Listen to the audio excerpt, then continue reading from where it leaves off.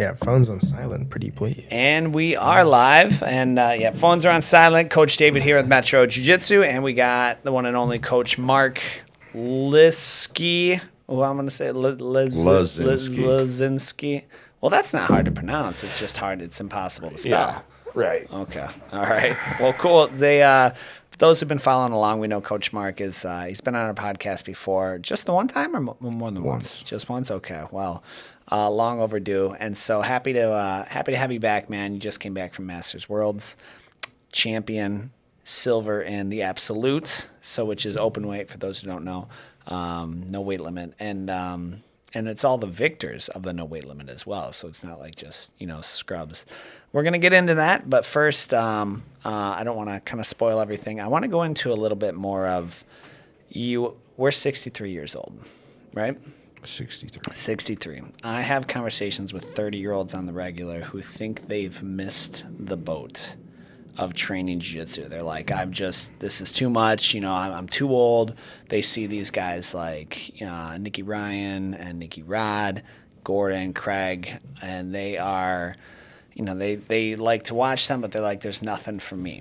And you always have a very cerebral approach to really life in general, but like your training and especially your physical, your physical, I'll say performance, appearance, and longevity. So, can we talk into that a little bit? Like, I know you've. I'd love to hear your concept on longevity, your goal, what your diet and nutrition things look like. Can we speak into that a little bit? Speak to the 30-year-olds for me. Sure. 30 and 40. We'll talk to the 40-year-olds too. Well, you often hear how people say that I wish I was doing this, or I wish I would have did it 10 years ago. So I have to say to those 30-year-olds, do you want to be 60 wishing that you had done it back when you were 30? Yeah. So you might be 30 today, but you're going to be 35 tomorrow. And life's not going to get any shorter. How does... so I'm 35 right now. And there is a stark difference between 35 and 25. I wasn't prepared for it, admittedly. What can I expect, in your opinion, by 45 and then 55 physically? Between 45 and 55, I didn't notice much. I really didn't. In myself, okay. I was framing homes, carrying lumber, physically active on the job. So I would go home sore every day and wake up, sore. Okay. But I really didn't notice I was getting physically weak until I think I was like 53, 54 years old, and I stopped framing. Kind of went semi-retired, opened up my firearm business. Mm-hmm. What is the name of your firearm company? Semper Fi Firearms and Fitness. Are you blowing up after the recent events? After every recent event like this, yes. And to be honest, if you want to go down that road, when I first started firearm training, it was thin. It was hard to get students in the classroom. When was that? I think I've been doing this for about 20 years. Well, probably about 18 years now. So it's 25 minus 18. 10 is 15 minus another is 2017? Yeah, probably. I think it's like 2007? Yeah, probably. Yeah, right around 2005, 2007 in that area. Okay. It was right before 2012. All right. It is 2007. Okay. All right. You calculated for me. Thank you, Coach Keanu. Yeah, my fourth grade math. Third grade even. And I didn't realize this. And this is one of the reasons I don't push my firearm academy on Facebook is Sandy Hook happened. And next thing I know, I have 55 people in my class. I didn't think anything about it. I thought, wow, this is great. That's a nice little paycheck for a weekend. Of course. You're talking probably close to $6,000 just for working an 8-hour Saturday. Yeah. And the following month was the same. We had 30 to 35 people. Then it just dwindled down to nothing again, and we were going back to regularly 5 to 8 people per month in the class. And you offer a monthly? Monthly, once, last Thursday of every month at the VFW in Trenton when we were really doing it hard full time. And after that, it became every single time there was a school shooting, my business was blowing up. Why do you think that is? I mean, Fear. It's fear, but why did they wait? Why wait for the shooting? Yeah, why? Yeah, and that's what you do. You know, I noticed that fighting my whole life and being involved in fighting my whole life, I've noticed that people will join jiu-jitsu after the confrontation that they had at the corner bus stop, and that boggles the mind because the chances of you ending up in that same situation again. Are slim. Yeah. So you actually want to be prepared before that situation happens. You know, it's it's a habit, right? It's called being proactive, being a little proactive with it, and it's tough because it takes energy, time, money, and resources to do. So I didn't mean to get us off track. Let me just finish one thing with what I'm saying. Yeah, sure. I love firearm training, and I really do, and I love everything about firearms. What's your preferred carry? My preferred carry? If I were to recommend anything, you should probably carry a Glock just because everybody's got them and you can interchange firearms in a bad case situation, magazines with your friends and everything. There's no safety either. I personally carry a Smith & Wesson. But if I were to recommend people to carry, you should carry probably a Glock. My dad recommended a Glock because there's no safety. So you don't want to leave the safety on. Well, there's a lot of striker-fired firearms out on the market today, but the thing is about a Glock, chances of me walking into a room with 10 guys all having firearms, 7 of them are going to have Glocks. And if I need a magazine, I can use his magazines. You know, I'm not going to be out of magazines or a firearm where I can't find a firing pin for. Glocks are going to be ready, available everywhere. Yeah. But getting back to the firearm industry, when I first got into it, I loved it. But after I saw the school violence, and every time that would happen, I would blow up. And for example, the day Barack Obama took presidency, the very following month, we had a huge class just because Barack became president. Now, this isn't just because when it seems like what's the correlation? I don't know. I'm not going to speculate. Yeah. But every time there's a presidential election, as soon as that president takes office, my business takes off. So it coincides with fear. And I found myself looking back and I'm going, I'm nothing but an ambulance chaser. Well, okay. Yeah. So I pulled away from firearm. Yeah. Promoting it. Yeah. Promoting it. And now I only train people. I really don't even like to give new people CPLs. I do it very rarely. I prefer just to train.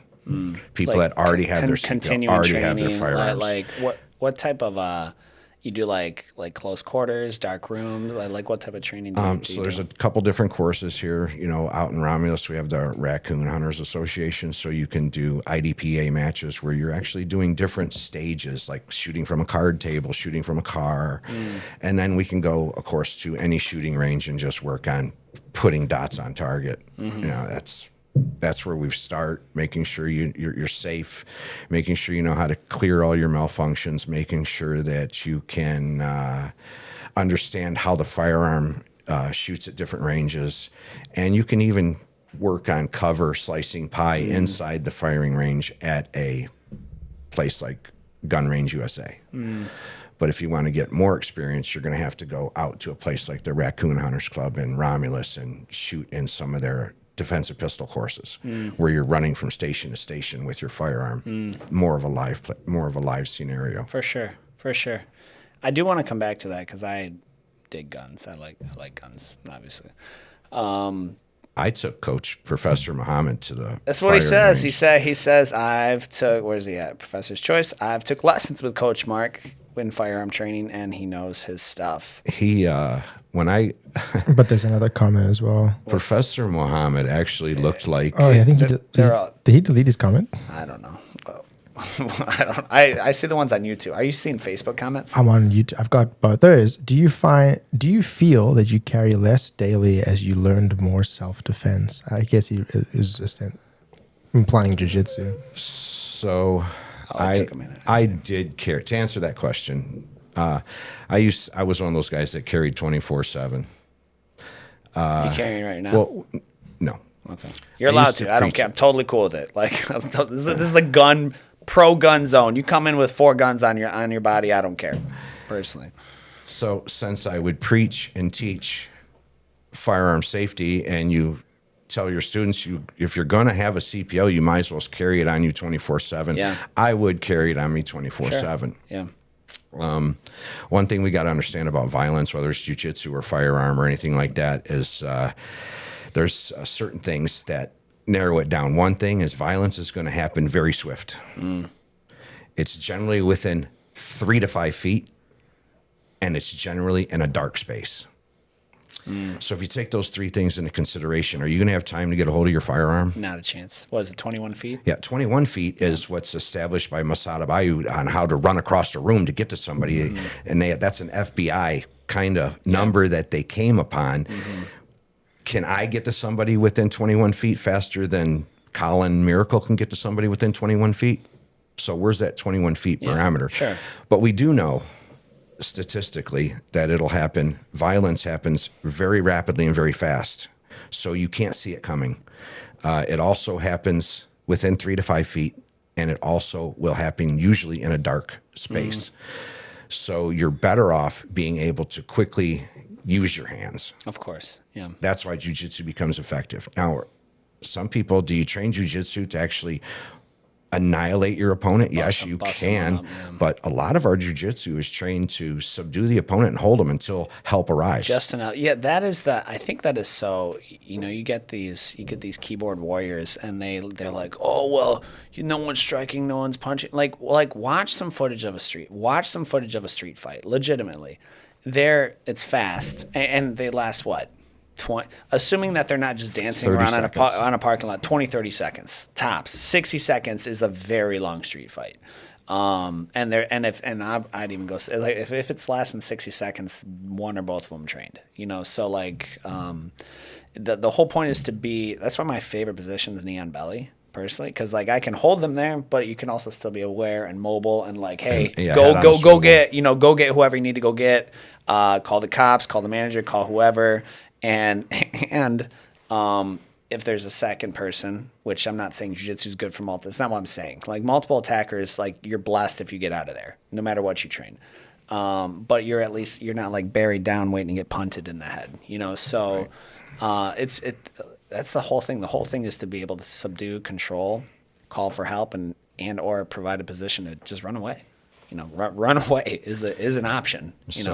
And then you have to say, well, you need your firearm in case something happens on the corner of such and such. Well, the honestly thing to do is if somebody's shooting on the corner of 5 Mile and whatever, don't engage. Even if you have a firearm, run away. You still want to disengage and get away from that situation as fast as possible. Well, because you'll have. I know. So I had to take the CPL course twice. I let it lapse like an idiot. And one time was at Action Impact. The other was Craig Funk. And Craig Funk had a state representative there. I think it was virtual at the time.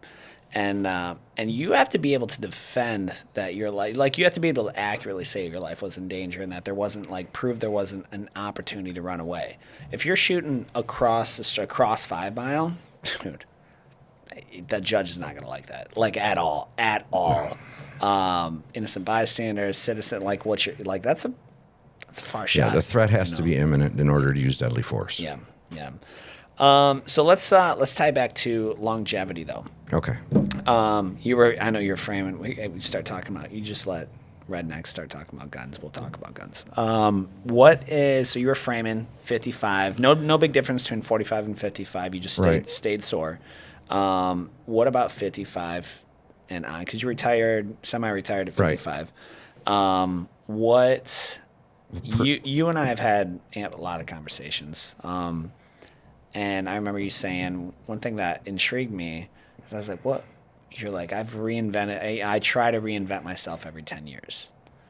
Yes. What does that mean? Like, what is that? Can you elaborate on that? And how have you done so? Examples. Yep. Okay. I try to learn Spanish.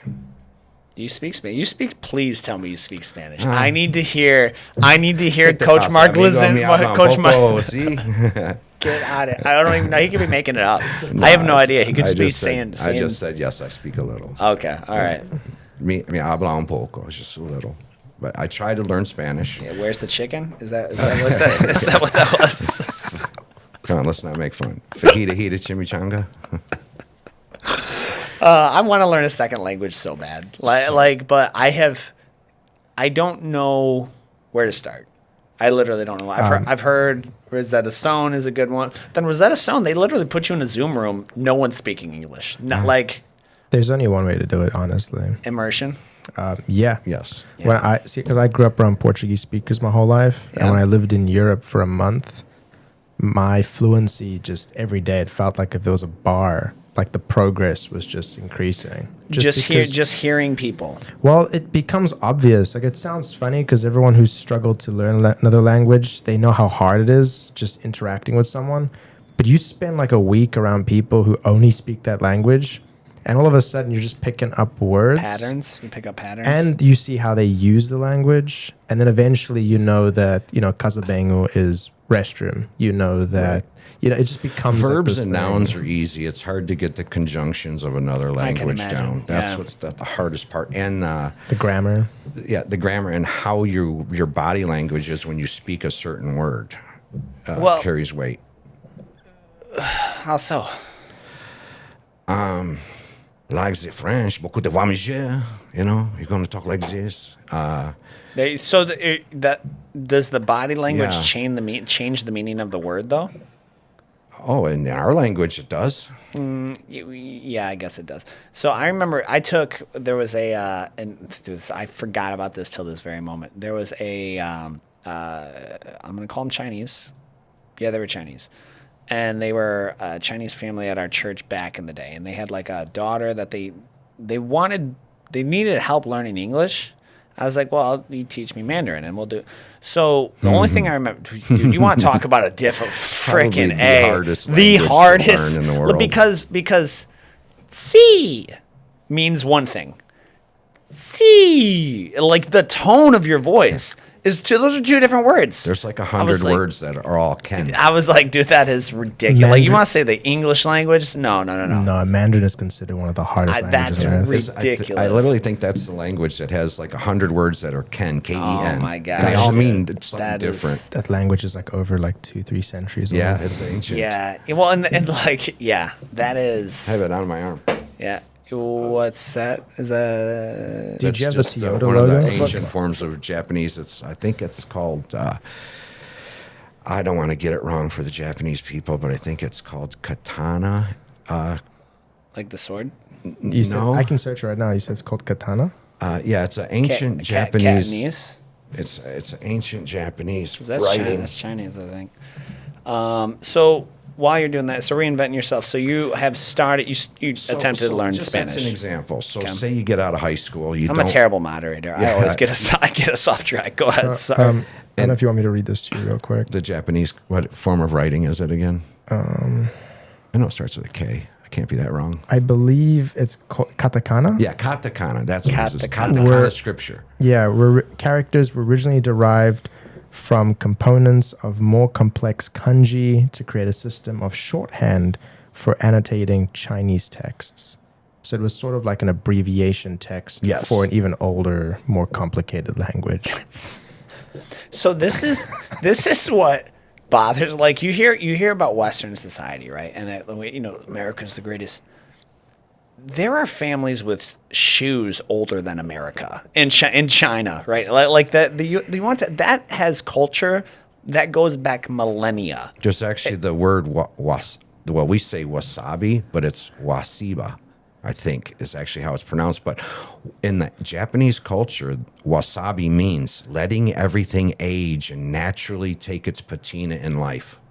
And their whole culture is designed around that. Even their clothing style, their tables that they eat off of and everything are it's meant to have that wasabi look. You looking that up?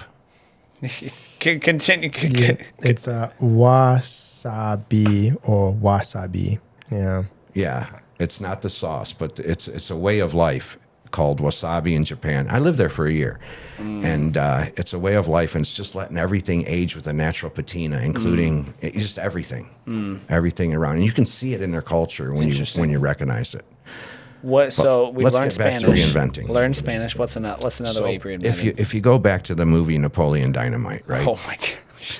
Uncle Rico. What happens to Uncle Rico? I haven't seen that since I was 14 and I was stoned, so I have no idea what happens in in the that movie Napoleon Dynamite. You get this feeling that Uncle Rico peaked in high school. He was the he's the guy with the American flag. No. Uncle Rico's the guy who threw the stake and hit Napoleon. He wanted to be quarterback. Okay. So he peaked in high school. Yeah. All right. I know the type. I've met Uncle Rico, the equivalent. Fortunately, there are people in our society that did peak in high school. Yeah. Sure. I enjoyed high school. I loved it. Hated high school. Right after that, I went in the Marine Corps, and you can say that was probably my first reinvention, was becoming a Marine. That is a.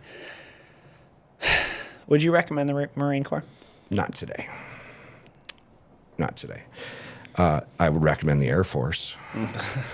Because the food's better? The food is a lot better. No, actually, the Marines have really good food. We had we're a Department of the Navy, so the Marine Corps food was excellent. Oh, okay. There was never really, maybe the Army makes fun of their chow, but in the Marine Corps, you actually ate really, really, really good. The breakfasts were probably 5-star breakfasts. You had eggs to order and any omelets to order with that's unheard of. Yeah. 10 to 15 different things that you wanted on your omelets. You had 5-10 different juices to drink from, both white milk and chocolate milk. You had it was a buffet for breakfast. That's cool. Yeah. So the food in the Marine Corps was actually really good, especially at the chow hall. Even though I didn't eat there, I lived off base. But you're 19, you enlist. So say that's the first time I reinvent after high school. Then after that, I wanted to just do other things, and so I had never played hockey. So I said, I'm going to start playing hockey. Right at 26 years old, I started lacing up the skates That is and playing certainly hockey. a late time to take up. Like historic, you hear these guys, like some of these kids are on skates at 3. Well, I've been coaching hockey now for 38 years and have had some very successful teams coaching hockey. Sure. Of course, I've been on the losing end of it, of course. Yeah, but of course. you have to take the wins with the losses. So then I kind of did it through hockey. I had fun. I love hockey. I still do it to today. But then what else? You can't, I would often read, and when you would read, it would tell you, you can't let the mind stay still. You have to try and learn something new. So I tried to learn Spanish. I tried to learn French. I would dabble in both languages a little bit, just enough to learn enough to probably get myself in trouble. What else? I tried pickleball. I like pickleball. How long ago did you try pickleball? Pickleball was, so I quit pickleball to do jiu-jitsu. So pickleball was exactly 5 years ago in December. I'd say it's a good change. Pickleball, it is, it's like I don't know, it somehow became like it's like these pickleball clubs that have popped up now, it like became a country club sport. And it's huge. It's one of the number one growing. Jiu-Jitsu and pickleball are the 2 largest growing sports in America right now. Jiu-Jitsu is? Jiu-Jitsu is. That, you mind if you fact check that? Yeah, let them go ahead. Fastest growing sports in America. Children's sports. Pickleball? Pickleball is the largest growing sport amongst adults, and in children, Jiu-Jitsu is the. Sorry, I didn't mean to cut you off there, Mark. You want to finish your point? Go ahead.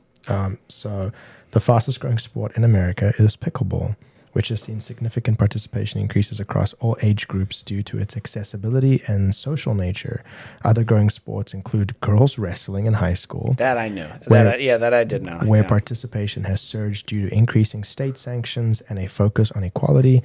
And flag football, a growing alternative to tackle football driven by safety concerns and NFL investment. Those are the biggest sports. NFL backed flag football. Okay. So it says yes, driven by safety concerns and NFL investment. Concussions, probably right. Can you tweak it? How about fastest growing kids sport? Because I mean, it is far easier to get parents in here with their kids than to get dudes in here. Well, go ahead, Jim. Sorry, I'm a little too quick on the keys. Yeah, guys. he's got. The fastest growing kids sports in America are flag football, volleyball, pickleball, and soccer. Soccer makes sense. I run a lot in the Yes. park, in Heritage Park, sure. and I see kids playing soccer of all age groups throughout the week. Yeah. Okay, so wrestling though is Well, let me phrase it then. I see jiu-jitsu as soon becoming probably one of the It surged fastest growing dramatically. sports. It surged dramatically. You've got, especially now with UFC BJJ, Mikey Musumeci, Craig, who I wish we had anyone else at championing jiu-jitsu. Like I don't like other than Craig Jones. I don't like Listen, he is a marketer, and he is don't get me started. he's like everyone thinks he's a goofy weirdo. He's brilliant. He's very good at bringing attention and eyeballs to things, getting backers. Have you like even watching some of his CGI advertisements, like the one with the Hulk, and then he was doing with the one where he introduced Mika Galvao, like from the recesses of Brazil. Like that stuff is funny, engaging.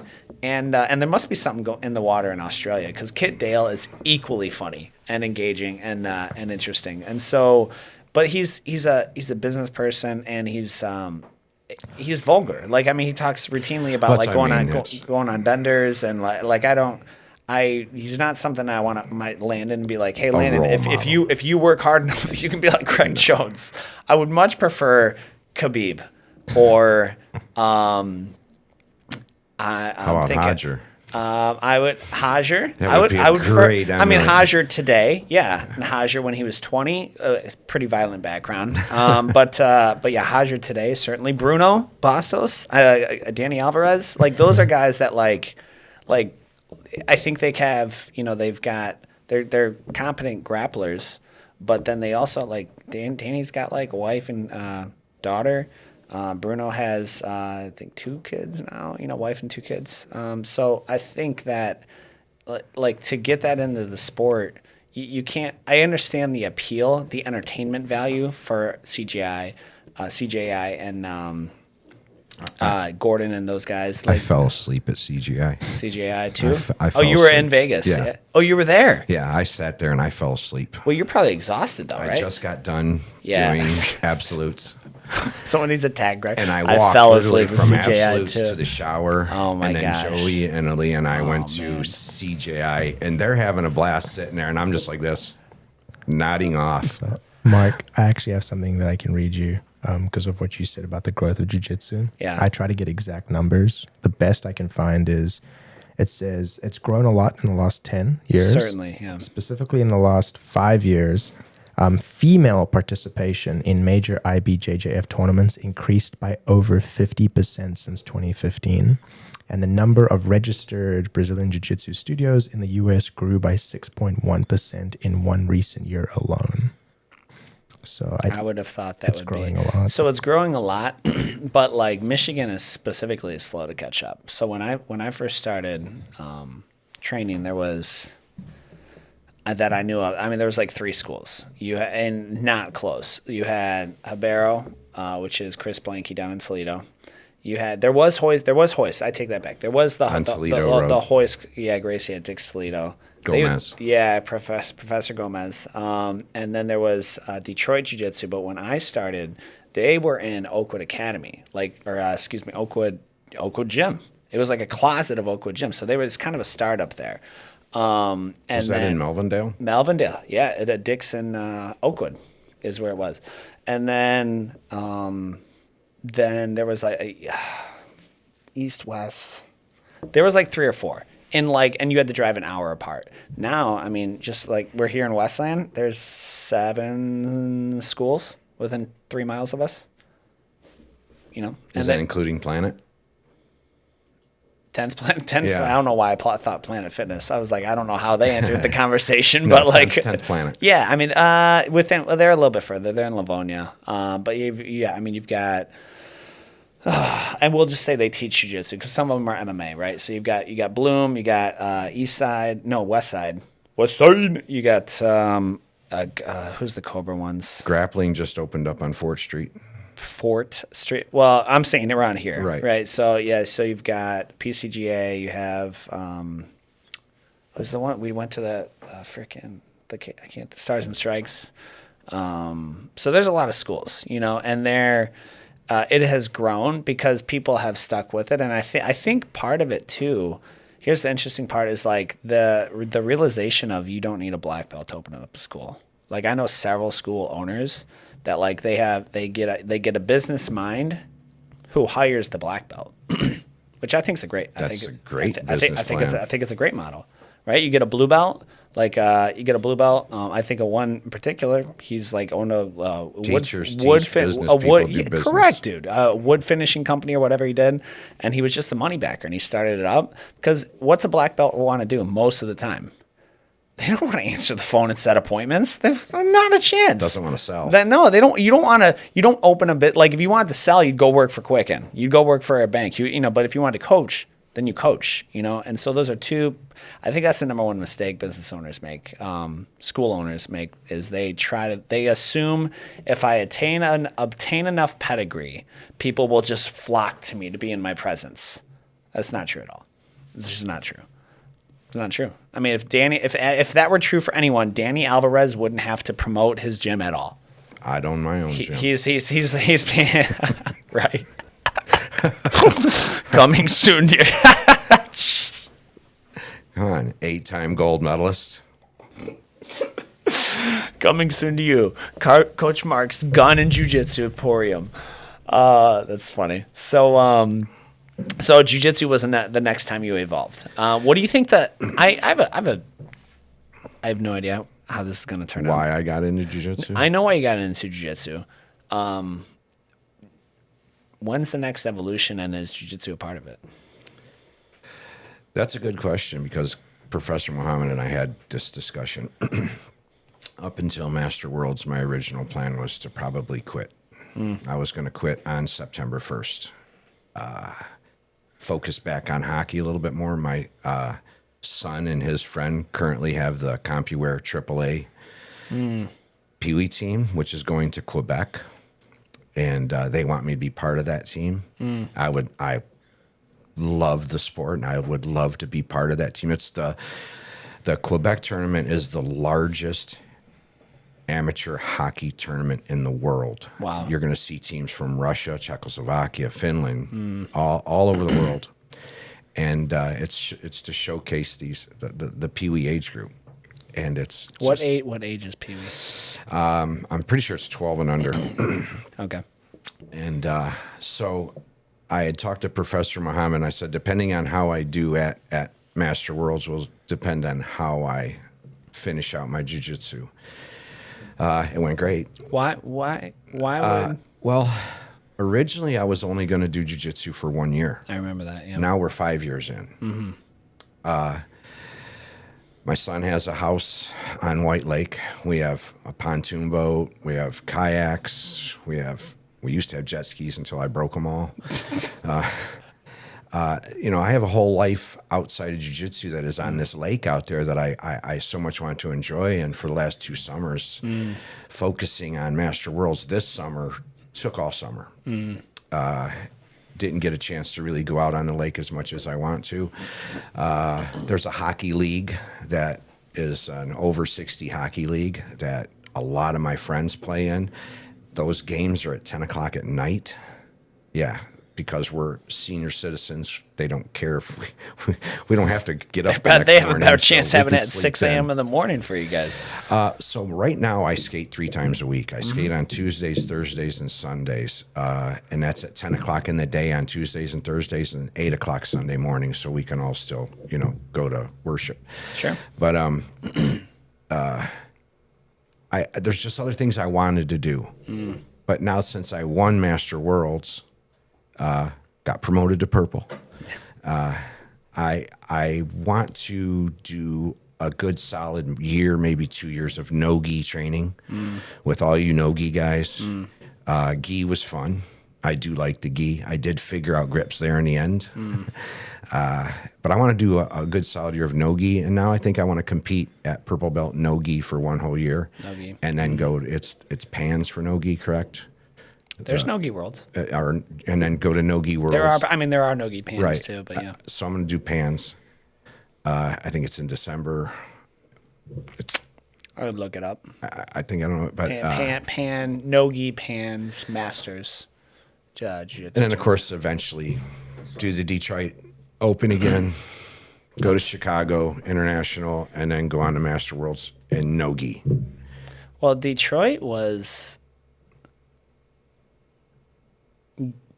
gi only, right? No, because I did do no-gi blue in Detroit. I don't think. I had walk-off gold, double gold in Detroit, and then when I went to Chicago, no-gi. yes. Did I have a freaking match? I'm trying to think of what happened. Go ahead. I'm at early Alzheimer's. At so I the apologize. Open in Chicago, or at the Open in Detroit, and in the International in Chicago, are both gi and no gi. And actually, I made the mistake, and thank you to my son and my daughter-in-law for helping me out. Is I only made reservations for the hotel room the night before the event, and they split in Detroit. They had gi and no gi in the same day. Well, since there's more participations in the Chicago tournament, it's larger. Being it's the international ones, you have gi on Saturday and no gi on Sunday. So I either was going to sleep in my car, and I was fully prepared to do that. I was just going to sleep in my car in the parking lot of the event center. And then my son said, "No, Dad, you're not doing that. You're my dad, and you're not going to sleep in the car." So they called up the hotel right next to the event center and got me a suite in the That's hotel room sick. that night. Yeah, so I was really happy about that. So you want to try out no-gi for a little bit? Yeah, I'm going to concentrate on no-gi. I'm still going to do gi because Yeah. I like training with Professor Muhammad. I like my Monday nights but that Tuesday night is really going to start being a staple for me. Yeah. I like Tuesday nights. I really want to start doing a little bit more on Thursday nights, even though my knees are shot.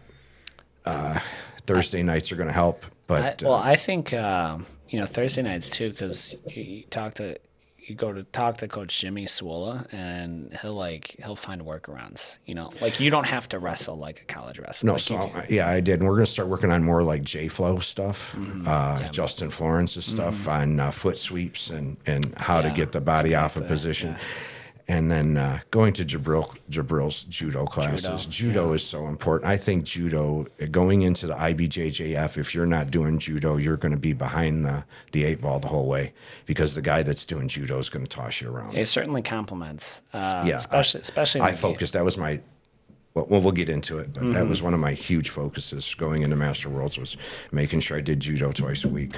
So okay, so what do you do any, before we get into reviewing some tape, what does diet, strength training, I know you're on the ice, strength training, mobility work, are you doing anything like that for longevity? Are you taking any supplements or things like that? Because I know you shared a before and after of like, what was it, when you were in your blue belt maybe? Like it was just a before and after, and you're like, David, look at this guy, he was out of shape, sloppy, whatever. It was horrible. And, I let myself go. You had the beard and everything, so.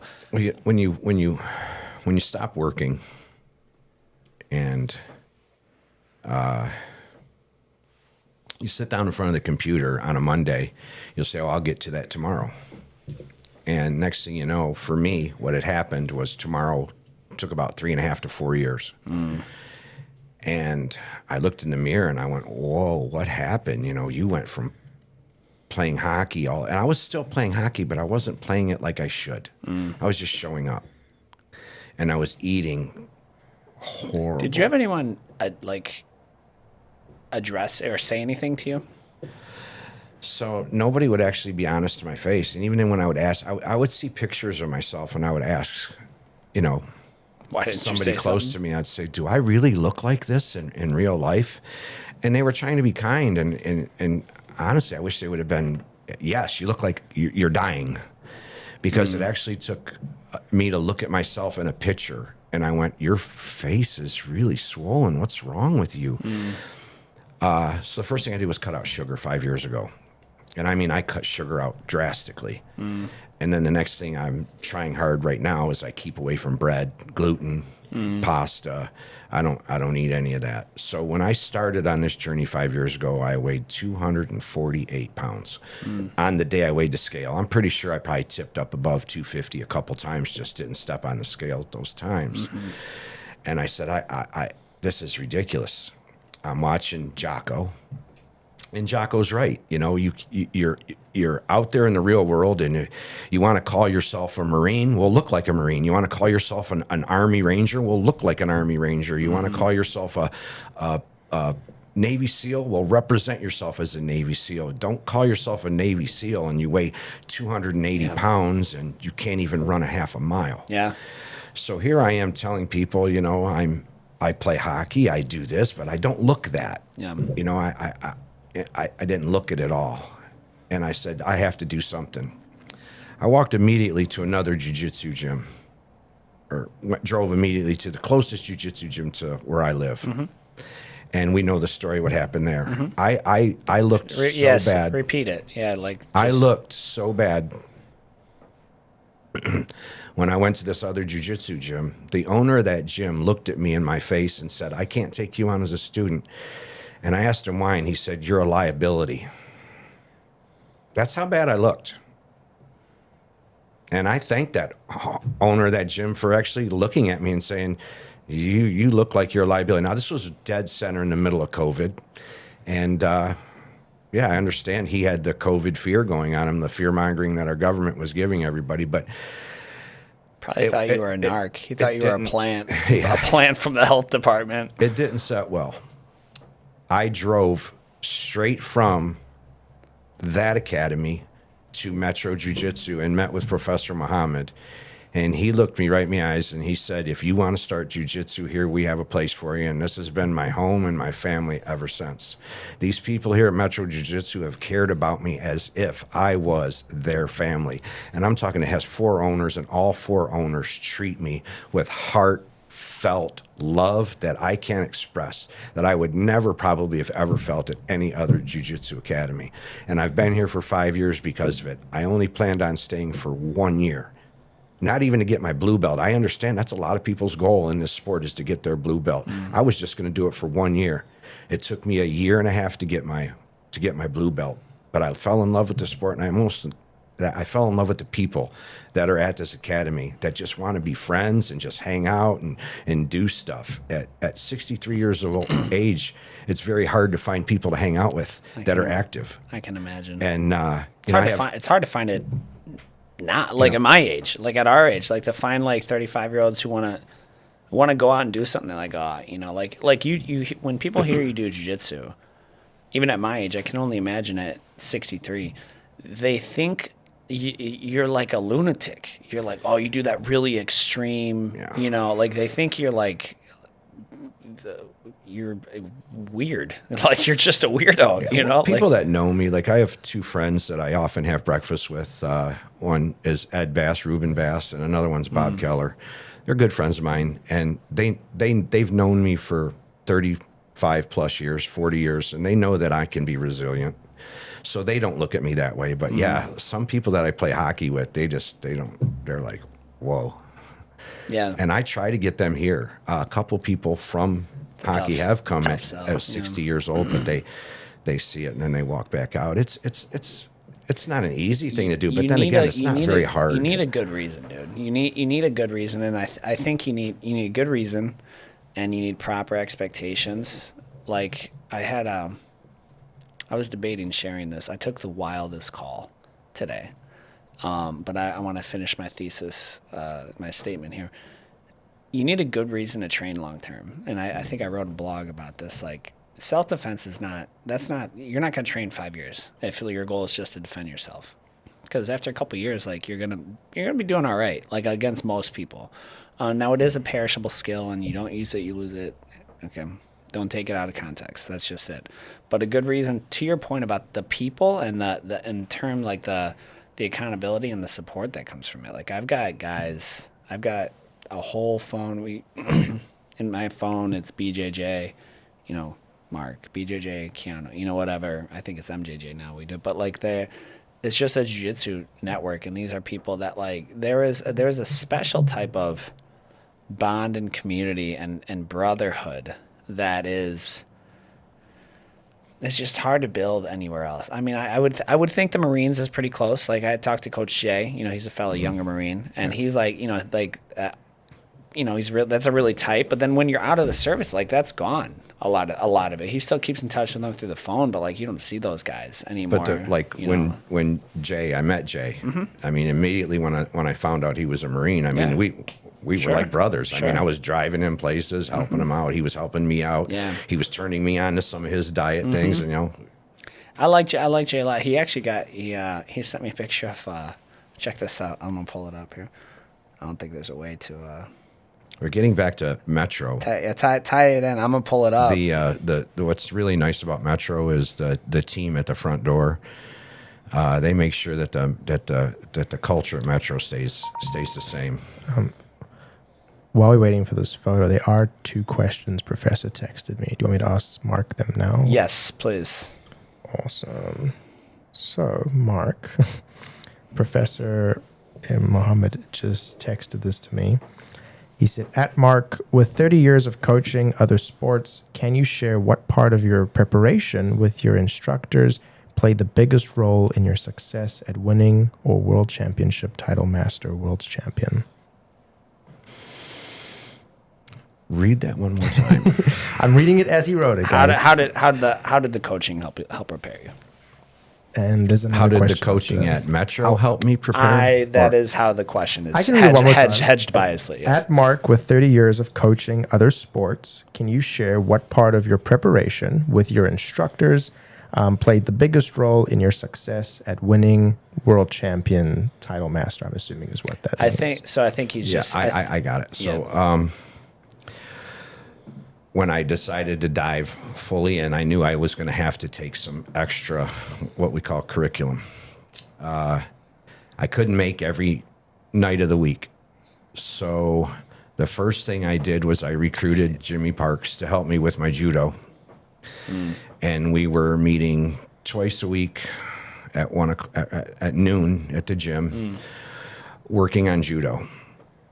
And then I realized, well, I didn't realize, Professor Muhammad realized that I'm making a lot of mistakes on how I'm off balancing myself in the guard, how I'm going cross body, putting myself in cross body positions. So not only having privates with Coach Jimmy on judo end of it, the privates that I had with Professor Muhammad was very important because he cleaned up the mistakes I was making. There's a lot of times when you're in guard, if you reach your hand over, you're done. And I was doing that a lot. So now, I mean, he that was like one of the huge things he corrected, like, Mark, stop reaching over, stop breaking the body line. And even if I broke it this way, he would immediately say, every time you're doing something wrong, I'm going to make you pay for it. So my privates with Professor Muhammad wasn't instructional. It was like more like teaching. You do something wrong, I'm going to make you pay for it. If you do something right, you can advance on me. So there was times when I was doing things right against Professor Muhammad, and he would let me like knee shield right through him, and I would put the blade right to his leg. And I'd wrap his head and I'd smash him, and he would let me, and then he would go, more, and he would go, yes, let me feel that pressure. That's the kind of pressure I want to make sure that you can give. So the privates that I had with Professor Muhammad really cleaned up my mistakes. Yeah, the feedback. Yeah, the feedback. And then, like, if I did get in a spot where I was applying pressure, he would actually tell me, give me all you got, apply all that pressure that you have. And then he would generally, yes, that's what I want to make sure that you're feeling. And then in other spots, he would do the same thing. He would apply the pressure on me, and I'd be like, okay, that's the pressure I don't want to feel. Of course. And so he ended up helping clean up my mistakes drastically, so that when I did end up at Master Worlds, in my stand-up game, it was amazing because I was never at one time in fear of getting off center line. And then when I was either in somebody's guard or somebody was in my guard, it even allowed me, like the guy that I saw, I think his name was Patrick McGurk from London, England. That guy weighed 260 pounds. Ouch. I weighed 190. That's a handful to deal with. Giving up 60, 70 pounds, like that's one of the mistakes he kept making was extending his arm and allowing me to get the pistol grip on his sleeve and pull him over. That's tough. So he kept having to defend that. And then when he'd pull himself upright, this arm would be extended and I'd trap that arm and I'd shoulder crunch that arm. Yeah. So the whole time this 260-pound guy is in my guard, I'm still thinking of what Professor Muhammad taught me. Do to him, make this guy pay for his mistakes. So every time that guy would take an arm and get it off center, boom, I'd pull him off center. I'd reach in deep collar, try for a collar choke. I ended up winning that match by advantage only because I was the only one attacking for the whole match. Yeah, I was attacking the whole time for that match. There is one more question from Professor, but I think you answered it. I'm just going to read it for the sake of knowing that I did ask it. He said, also add, can you speak to the coaching style of Metro coaches and Professor Muhammad in your preparation? Was it fun, frustrating? Was it Muhammad said, can you speak? And he says, was it fun, frustrating? Did you dislike him at times? Can you share what other competitors, younger and older, might experience while going through this journey or training camp of pursuing success at the highest level? That's funny. But I think you pretty much answered. If this was a courtroom, there would be like a gavel for a leading question for sure. But he did answer. Yeah, I mean he's pretty intense when, especially when you're with his peer group. You're his peer group. You know, you're his contemporary. And so getting you prepared for that is if it was not so when we first came in here I started telling you how I used my best to apply Sun Tzu's Art of War. Yeah, I'm pulling those up by the way. But what principle are you thinking of? You would have to put them up so I could read them again. I don't know. There's 21 of them. I don't know them in order. I'll throw it on TV for you. But you. when it comes to the coaches at Metro, if I didn't take the privates, I wouldn't have been able to clean up my game.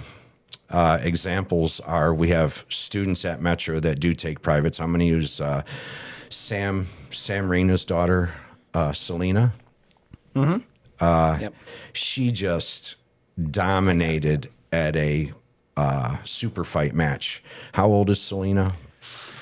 I'd say 13, 11, 14, 11, 12, 13, 14. Maybe she's small, so it throws me out. I'd say 12, maybe. Is this the one that I did in that documentary series? Yes. Yeah, she's like 12, 13. So Selena started taking privates, and within probably about, I don't know the exact time. Sam would know. Of course, he's her father, but I'm going to say within 3 to 5 months, everybody started noticing a difference in her game, and now she's dominating. Mm-hmm. I'm seeing everybody who's taking privates with the coaches, their game is excelling. Where you might think, well, I get enough jiu-jitsu, but if you want to compete and you really want to go after your game, I think that you should probably take a private with either Coach Muhammad, Coach Jimmy, or Coach Jabril. Because Coach Jimmy and Coach Jabril is going to teach you how to get your opponent off balance. And Coach Muhammad is going to, Professor Muhammad is going to clean up your mistakes. And he was very good at cleaning up. As far as privates, that would be one thing I would probably go to him one more time for is, hey, let's just roll. And same thing, tell me what I'm doing wrong or show me what I'm doing wrong and make me pay for it. Yeah, the feedback of that. That coaching style that he took with me during those couple private sessions that we had was amazing. And the same thing with Coach Jimmy Parks. The privates that I had with him, you know, he took them more seriously than I did. And there'd be a couple times like, come on, let's get back, let's focus back on what we're here for. What do you want to do? You know, and I would get off on a tangent. He would say, hey, stop, let's get back on track. So even Jimmy Parks is going to take it more serious than probably his own students are, because he did with me. Yeah, he's got a lot of privates. Now, I haven't had any privates with Coach Jabril, but I've been at classes where there's only been 4 students, and Jabril's teaching it at 12 noon on a Sunday, and same thing. He takes the time, puts the time and effort into you. He's not going to let you do it wrong. He'll make sure, and he'll even keep telling you, hey, no, got to do it this way, and this is why. He doesn't just say, no, you got to do it my way. No, this is how you do it, but this is why you do it. So I'm watching Coach Jabril teach privates with the other kids on Sunday before I get there, and it seems to be that those kids are the kids that are going on in tournament battle and dominating. Yeah. So the privates do help. Oh, absolutely, without question. Yeah. And because you get, it's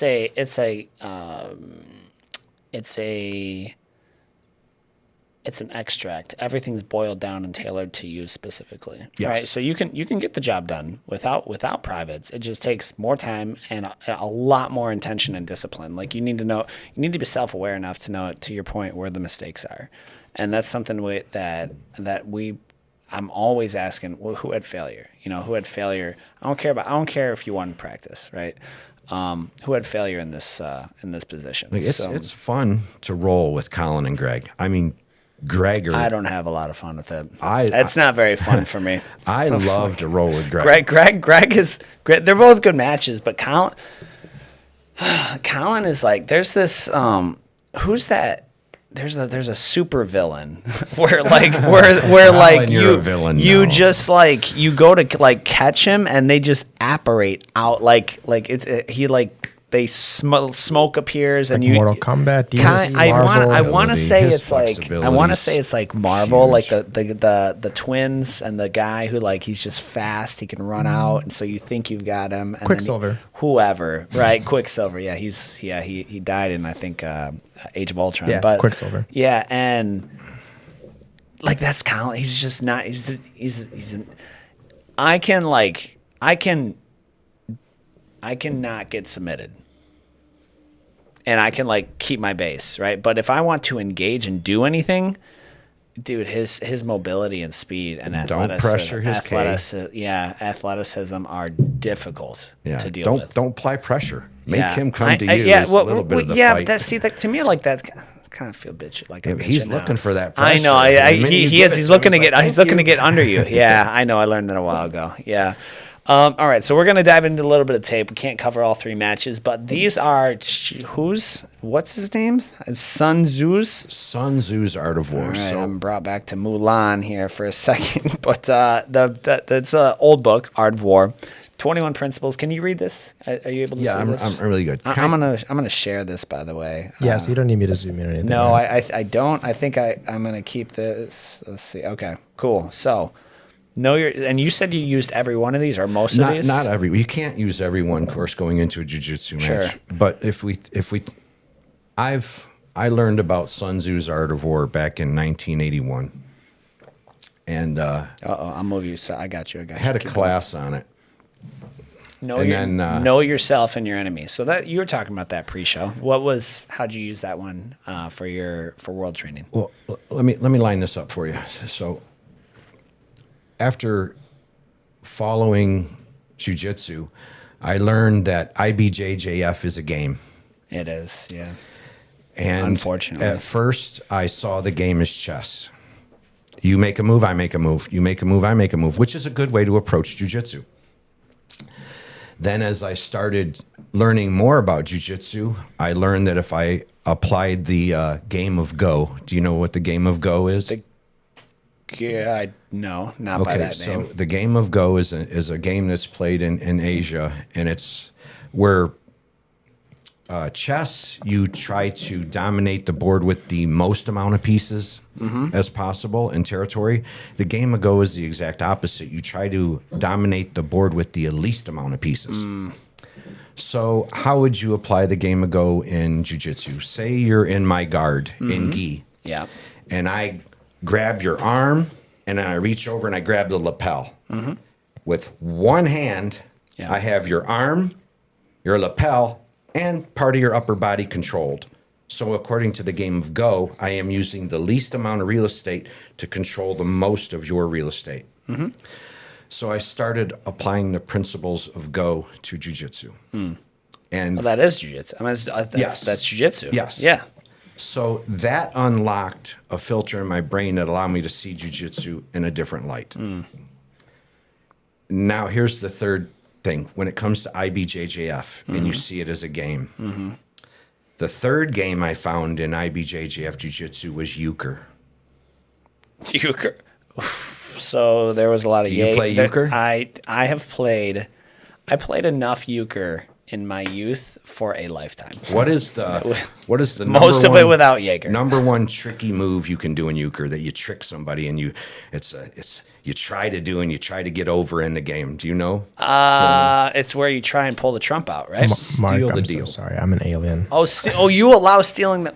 Steal That's the that deal. Southern euchre. No, not That's Canadian euchre. whatever. It's part of the game. That's not because I it's- mean- what do you have when you have the deal? You have the advantage. You get to pull up, pick In up an extra trump. IBJJF, what do they allow? They allow an advantage. There's right on the scorecard. It's there. You get an advantage. Yeah, sure. Yeah. So if stealing the deal in euchre allows me advantage, how am I going to apply the game of euchre to jiu-jitsu, and what did I do to use this? You say you're from Brazil. No. Oh, okay. All right. Sorry. So in IBJJF, you have qualifiers. You have 1 star. I had to learn this. You have a 1-star qualifier, 3-star qualifier, and a 7-star qualifier. Do you know what I'm talking about? Your ranking. It's your multipliers. Yeah. So like a Detroit Open is a 1-star. That's a one-time multiplier. 3-star would be a PANS. That's a 3 multiplier for your points. The value ranking Worlds. for those watching, the value ranking they're placing on specific tournaments. On the podium, yes. Yep. So Yep. it's for your total overall points. Right, yep. So if you win golds at Worlds, for example, it's 7 times 1 times 3 times 9. 7. 7 Times- times 1 times 3 times What 9. is the 7 it's a 7 gold So multiplier. the 7 is the multiplier. What's the 1? First place. Or no. Oh, so it's just that- so 9 for first, 3rd for second, Yeah, 1 for 9, third. yes. Yeah, okay. All right. And that's how. And it took. I didn't learn. I had to learn this. Yeah. I think in our gym, probably Jabril and Thaddeus are the only two that probably know what I'm about to explain. They were even talking about the year Yeah. based on the they reset every X amount of years or something. Yeah, it's right? on the physical years. It's resets every September 1st, right after Master Worlds. So right now your year starts over again in jiu-jitsu. And I had to learn that too. So as I start learning things, how can I steal the deal? So I started looking at my age bracket and I noticed, well, this guy's got 600 points. And I'm thinking that's impossible. So I started doing research. How did he get 600 points? Well, he got 600 points through his walk-offs. There you go. So Pay to not play, that I baby. want to expose IBJJF for a hole in their game. Yeah. But once I found a hole in the game and I found I could steal the deal and apply euchre, well, why not go to as many tournaments as I can where there's only 1 or 2 opponents? And that's what I did. Yeah. So I stole the deal to get to Master Worlds. But I still have to prove myself at Master Worlds. Sure. So what do? Now I have to use the principles of the art of war. Going into Master Worlds, you got number 1, know yourself and know your enemy. Self-awareness and understanding opposition is key to victory. Knowing myself. Now I'm overweight even at 90 pounds. I know this. I know that even though at one time I was 250, I still, even at 190 pounds, I'm still overweight. So is muscle going to be one of my number 1 strengths? Probably not. Probably not. What is going to be my opponent's number 1 strength? Knowing that I had done it the prior year and everybody I went up against was on TRT or testosterone or Anavar, D-ball, Trembolone, whatever they're taking. They could be bloodletting for all I know. Are you allowed to blood dope? Every person that I went up against the prior year was on some form of TRT. What is it? Blood out? Blood doping. Blood doping. Yeah, so It's should, in my opinion, Blood doping it is should what be legal. the Tour de France guy did. I think it should be legal. Is this just for jiu-jitsu or just in general? But we're gonna ask for jiu-jitsu, but continue, Mark. So knowing that, and it's kind of an odd sport at my age. Chances are at Worlds, I'm going to face my opponents are going to be divorced and spend their life in the gym. It's just the reality of it. I'm married Interesting. and I don't spend my life in the gym. I don't do TRT. Like, I don't. they're need going to be a testosterone. whole bunch of divorced, depressed jack dudes in the Masters 4 division. The way God intended. But when I was in the Marine Corps, one thing I had was an exceptional set of lungs. So when it says know yourself, I knew that I had an exceptional set of lungs. So I went to work on my lung capacity, and what I did was during my 3 days of hockey every week, I skated as hard as I could. I started back checking. Even the guys at hockey are like, "What the heck are you doing?" I've heard guys on the bench go, "I ain't got time for that crap. You know, I'm not gonna." So I just started skating as hard as I could. I would skate until my lungs would burn. And I told my wife this 2 weeks prior to going into Master Worlds. I was skating at hockey and I couldn't make my lungs burn. There was a time where I had forechecked. Oops, sorry, can't. There was a time I had forechecked, backchecked, forechecked, backchecked, and I thought, well, I'm going to make a change. And I'm like, no, my lungs aren't burning. I skated as hard as I could up and then skated as hard as I could back, changed anyway. My lungs weren't burning, and I said, I'm there. I've got the lung capacity now to do what I want to do. So know yourself and know your enemy. I knew that going into this, my opponents were going to be stronger than me physically, but I also knew that I was going to have a better lung capacity. So what can I do to take advantage of number one is drain their lungs. So if we do pull up any of the matches, you'll see that for the first 3 minutes, all I'm trying to do is stress their nervous system, punch them a little bit in the chest with the cross collar grip. Let me actually. I am going to pull up this one with Terry Lee here. Do you want me to tell you about the blood doping real quick? Yeah. What blood doping pull up? No, you cannot legally blood dope in jiu-jitsu competitions. The practice is banned by major organization bodies for ethical and medical reasons and carries severe penalties for athletes who are caught. Interesting. All right. Okay, so here's Terry. This is your qualifier round, right? Yeah, I'm in the green belt. Yep. Okay. So Do you want me to zoom in or is it necessary? no, well, I'll share it for our. Perfect. Sorry, I always forget. Then I'll just stick to you guys. Hang on. Here we go. I'm just going to talk and commentary what you hear. So my first match ever in IBJJF was 5 minutes long. My forearms were so tight, I couldn't use my arms. I was totally exhausted. That's my first match ever, 3 years ago. I remember leaving that match, sitting in the bullpen, and I looked at Professor Muhammad and Coach Jimmy, and I said, I don't even think I can do another match. Yeah. Which tournament was that? That was Worlds. And So it was 2023, Worlds 2023. You look pretty unamused by this ref and this guy here. Just kind of patty caking a little bit. So it's laggy because we're streaming, but I see. So he's a big dude. You said you gave up 20 pounds on this bracket? yeah, yeah, this is is heavy, and I actually qualify for light heavy. I weighed in on the scale in my gi exactly 202, which is light heavy. So I would have exactly been 202. These guys can weigh up to 220. He's big.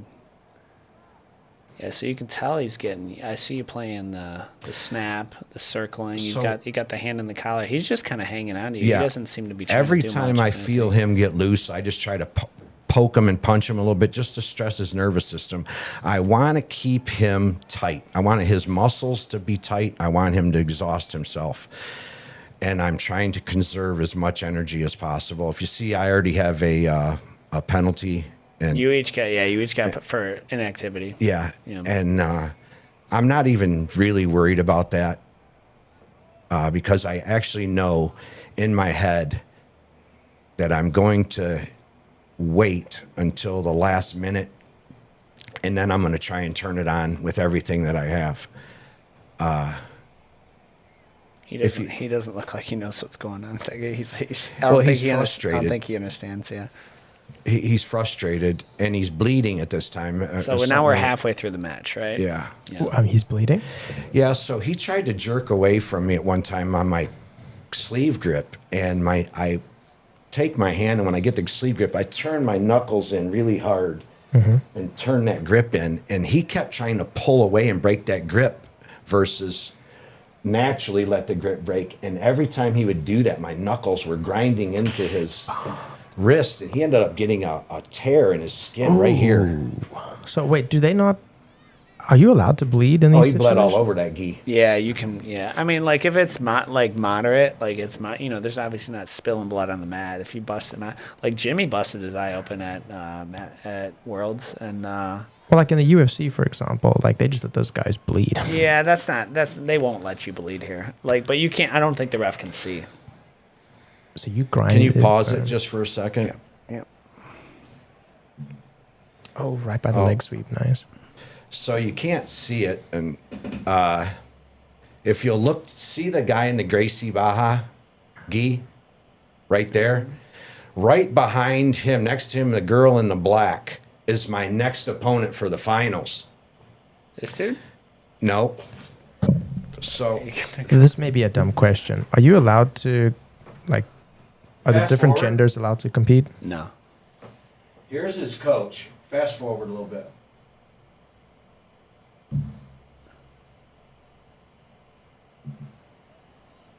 This guy right here.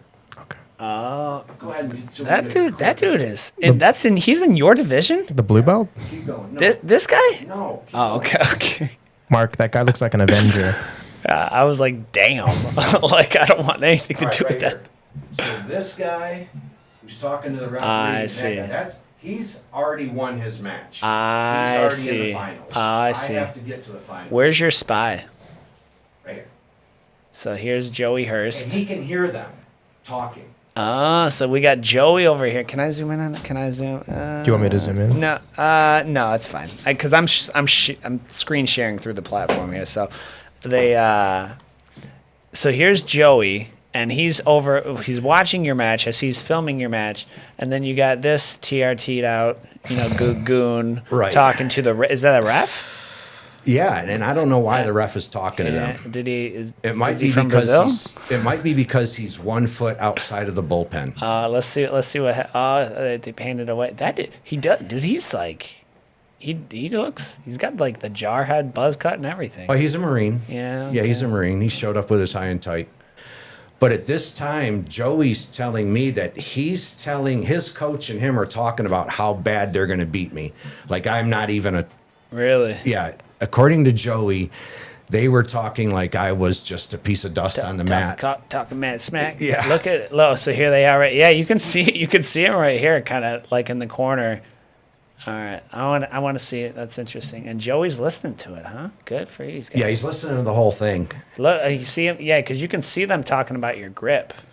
Yeah, he's trying to tell him to, according to Joey, he was trying to tell him how to wrist lock me on that cross collar grip. And you know that, where you grab the elbow I and mean, you pull it in. I've never seen it done, had it done to me, or done it to anyone else. I take it back. I've seen it done. I'm a wrist locker, so I have to Kaiki did it. Is that Aaliyah over there with the blue Yes. gi? Yeah. Yes. Yeah. Wow. Look at you. There's like 4 pixels on this video. That you were able to pick her out is impressive. Jimmy Swallow's there too in a green T-shirt, Yeah, but he's over here on the other he's side. right behind you guys. So we got this right here, and then so And this may be a dumb question, coaches.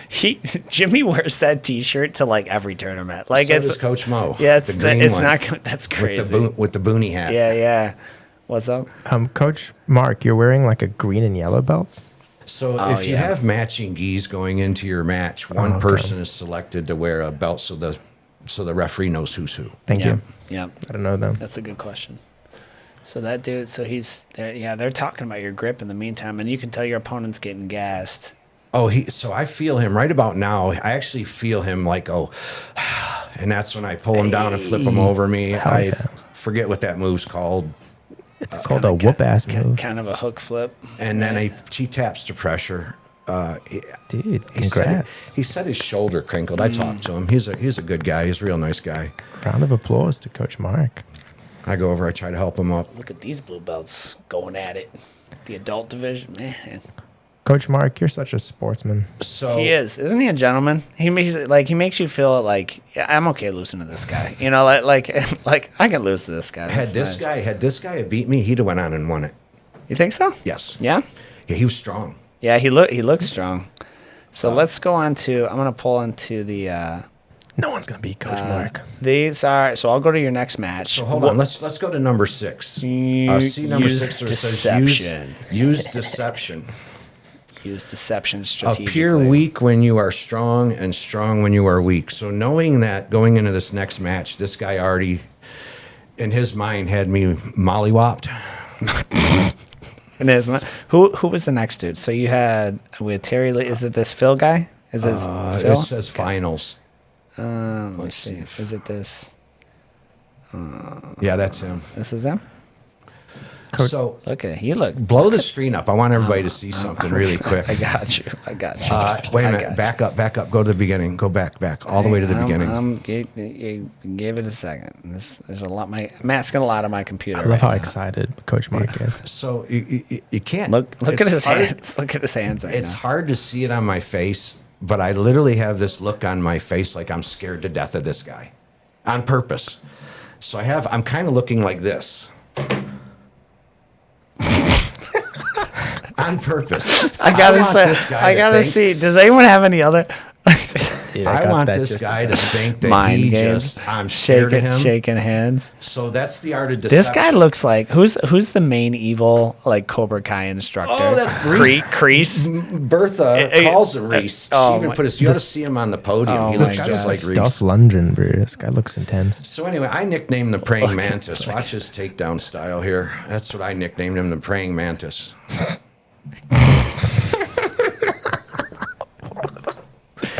He's got That's no funny. collar. He's not. Doesn't have What is any he type doing? of collar protection. I think he. Guys, is that a real technique or is he just doing that for show? I don't know. I've never seen the praying mantis. I think it was more like. I mean, I could see him not to try and keep you from getting insides and to be able to swat anything away. I mean, normal collar technique is here, though. Yeah, I mean, yeah. you're here. It does look silly, right? He was like this. yeah. Like I would never approach someone in the street with that. So knowing that he was going to try and wrist lock my cross collar right. So Joey, just to fill in, Joey reported to you the conversation they had after your first match. Which is another Use spies. another And principle intel, of the Art of Sun War. Tzu's Art of War is you use spies. So Joey tells me what they're working on. I keep faking this cross collar grip. Hopefully he's trying to go for the wrist lock so I can grab the other side. Yeah, wrist lock is so difficult. And if you notice, I don't give him cross collar. I go same collar. And because you're gripping higher though on the Yes. collar, like so for the wrist lock, it needs to be right around the pec area, Yep. like pec. Yeah, so it's not gonna happen.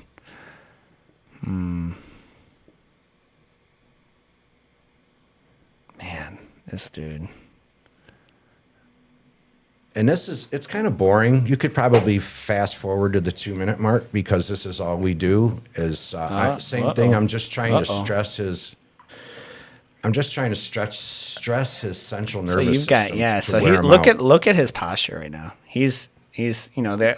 Joe Breeza when he caught on Wednesday he calls this the He's whole foot heavy. the whole. Yeah. Look at his shoulders. Just drop Yeah. a line right here, like this right here. Like he's honestly a snap down would have done the trick, but you do kind of a steer the boat. Dude, Yeah, he is so. Look at that. That's not where you want to be. No, the That's whole not time where you I'm want to thinking be. collar drag here too, but I couldn't get to the collar. That is that, and it could just be fatigue. He had a match, right, or he had a bye. He had one match. Okay, so you're each one match in. Yeah, he's not liking your. Mark, I'm so sorry. Can you please pronounce your last name? Lazinski. Yeah, you were not kidding, Coach Fox. That's like every letter. Yeah, You got all 26 in there. it's Italian. He said. So here we go. That's when I pulled him around, jerked him down, and I finally got my 2 That's points. all. for the That's all it takedown. took. It was just effectively a snap. That yeah, because his posture was so poor. His nose over toes, as they say. Now, what was bad for this guy in this fight? I don't know if you have volume, but once I took him down, his coach It might be on the coached him TV. into points. You know what I mean? Oh, you know what? Hang on. There we go. I hear something. Yeah. Is it on the? It's through the TV, but that's all right. So you got your takedown pass. I your got the takedown 2 for the takedown. Yeah. Oh, cool. They zoomed in. That was nice. I was like, come on, boys. The camera guy Is that woke his up. coach? No, his coach is where your cursor is. Yeah, so that's his peeking, coach, yeah, eh? Yeah, he's peeking through the black thing. He's yelling at him. Is that illegal? Now, he I mean, tells no him to one's go gonna say belly anything. down, and I'm listening to his coach. Well, go belly down. I'll take your back. Yeah. So he goes belly Why down. did he hang on? Wait, well, where was he? Where was he? Right here. His coach is yelling at him to go turtle. Oh, because he did. Well, go turtle, but like He not should have not been belly. regarding. Yeah, what he not. should have done was brought his right knee inside and regarded. Yeah, That's but what he should have done. What's your left? You have the collar with your left hand? Are you Yeah, set up? Yeah. Yeah, I was trying to think of how to flip him over for like a bow and arrow right there for Yeah. some reason. But the same thing, now that I got here, I'm still trying to set up the bow and arrow. If you see my hand, see how I'm trying to grab the Oh, collar? I see it for sure. So I'm still trying to set up the bow and arrow. Yeah, I'm okay. still trying to pull the collar down. No, Coach They gave you points for that, huh? Yeah, for back, I got back take. I got both hooks in. So here, No, I don't know. I'm impressed. I'm impressed they gave Mark Lazinski points on that bet. That was legit. Because you're on the side a little bit. but if you didn't see the first part, Boom. I roll him over. so he's rolled over the back. He don't have his back to the mat. I got both his shoulders off the mat. Yeah. He has to have his shoulders to the mat. Is that called is what you're doing with your legs right there? Is that a body lock? Not quite, but I was thinking body lock actually in my head if I could get it on him. But I got short legs for a body lock. Yeah, But I'm glad he did this. Here his Back to coach the is telling him what to do, and I'm like, well, if he does that, I'm just going to go to mount. I mean, you're clearly dominating him here. he's tired. This is the guy that was going to mollywop me. That 2-on-1. Dude, that 2-on-1. Yeah, that wrist ride. That's so Dude, difficult. Mark, to I'm deal watching with. you. I'm watching you maul a man right now. See, I'm tightening up his collar. Yeah. I'm still wanting to get that bow and arrow. That bow and arrow. I see. Yep, you could still. And then you're fighting this Terry through. Williams yells, free your foot and you get 4 more points. So I free my foot and I get another 4 points. I wish we could zoom in more on Mark's face. He's just so like locked in. Yeah. If you had cut this foot across, your bow and arrow was there. Oh yeah, you got it. Yeah, that because that bow and arrow is violent. Once that foot cuts across Ooh, the body. Is that a good idea? Like locking your feet like No, that? see, I On the still- outside, it's cool. Yeah, Not on the between their outside's good. legs. Well, it was between Yeah. his legs for like a split second, Yeah. man. He could have caught that. Nah, I'm fully aware of having my feet crossed. Mark's like, I would get him, Keanu. Don't you worry. I'd bring the home. I'll bring the home with the victory. If he would have went for something like that, he'd have been choked. Yeah, you would have killed him. No, Mark, you could have at any point here. I feel like you're just playing with your food. So here's where my mistake comes. I see I'm looking at the clock, and then I go to S mount. I bring my foot up. I go to S mount, and I should have went for the Kimura. I tried to submit him there with pressure. It didn't work. He was obviously tougher than I thought. Was this guy also ex-Marines? Yeah, or? he's a Marine, infantry Marine too. I like the guy. He's a good guy. After the fight, and I got to know him, I actually liked him. But knowing that he was telling his coach he was going to mollywop me and using the F word towards me. Oh, he was talking mad smack. Yeah, he used the F word like I'm gonna F this guy up. He's nothing. Look at what a F and P is. Was he just like upset because you mauled his boy? I mean, This is the guy that was talking. The coach wasn't doing the talking shit. He was. but the guy before this, the bald, see, the bald coach, guy. see right here. You watching the fight? Look at the Kimura I could have had on this guy versus waiting to go for an armbar. Oh. I think the armbar was the better option. Do ya? I don't think so. He was waiting for it, and I was So too your slow your on it. Kimura I would've because you're stepped over his head. because you're an S mount now. Yeah, I would've stepped I over his would. head. Let me see. Let me rewind it back. I would have taken my right foot, stepped over his head, and then Kimura'd him behind the back. I think that would have. And here's another thing. I didn't push on the face when I went for the arm bar. That's what I didn't Yeah. do. Look where my hand is. It's on the mat. Part It's not on of his it face. is so a couple things here, right? Like they're they see how shallow this is. Like you Yes. see where your elbow is. Not near when deep I'm enough. throwing this All like the way if in. I'm going for the armbar, I like to scoop it, but I also really like the Kimura grip from here. So like I would like to see the Kimura grip even if I'm going for the armbar, because then when you, to your point, because now you can use your forearm to pry his face down and you have all of the pressure of that Kimura, so that when you step over here in just I a do second, put my forearm on his face. And yeah, push I like down that. on I it a like little that. bit. I would throw, the only thing I would add is throw your right leg over your arm and his wrist right here. So literally collapse and break it all down. Yeah, and I should have leaned more forward. See, I'm leaning back. I can tell he exploded into you, didn't he? He was waiting for it Yeah, the whole so time. that's true. That's why a lot of times I will, yeah. I mean, it's tough because you're the man in the arena here. So so I just always try to put extra cooking pressure, which is why I should have. I wish I'd have just scooped it up nice and tighter, like you said. I was loose. It was loose. Only thing, you see how your butt is directly down here? Mm-hmm. If you imagine if you just shifted your weight this way, shifted your weight and everything so that you're at like a 45. Yes. Now, like you're lifting him up off the, so. Totally agree. I do have a quick question though. Yep. Just out of inexperience, I haven't been to a tournament. There's 24 seconds left of the match. Mm-hmm. Yes. The score is 14 to your. He's got a sub mark to win. So my question is there any way at this point with that time that this guy could turn it around on Mark? He has to submit me. He'd pretty much have to, because best, like in this case, even if he comes up, breaks and passes the guard, and holds it for 3 seconds, he gets 3 points. Oh, and let's say he takes it to mount, he gets 4 more points and holds it for 3 seconds. And let's say he goes again and takes it to back mount. He gets 4 more points. That's 4, 8, 11 to 14. So like he has to submit Mark. So I'm just so I understand this. If he gets Mark to tap in some miracle move, that automatically forfeits all your points. Yes. Yeah, it doesn't. Okay. It doesn't. Submission outweighs points. Always. You're done. Your fight's over. Yeah. No, thank you. Yeah. So it's an instant, which is why my personal thing of like why I love jiu-jitsu, because I don't know how you play a lot of board games. Yes. I love, like, the game is not over till it's over. Yes. And I love board games with, like... I bet you're evil in Monopoly, man. I hate Monopoly. Like, sorry. But Monopoly, because Monopoly is... I love board games. I like strategy games. Yeah, like Risk. not like Risk, Stratego. like... Stratego. I'm going to bring this back here. Risk. I like I love Risk. board games like... with overpowered question marks. So Catan is one, right? Like there's kind of a luck factor to it. Ticket to Ride is another one.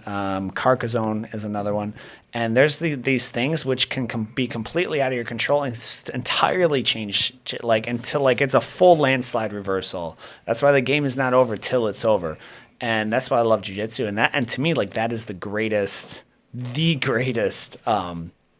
parallel to, let's say, life, right? Like, you're like, dude, listen, till you're like 6 feet under, like, it's not over yet, So I love, that's my personal thing of, there's nothing, because, if you have a quarter left of football and you're down 55-0, why am I going to finish this quarter, dude? Like, what's the point? Like, can we just call it like a mercy rule?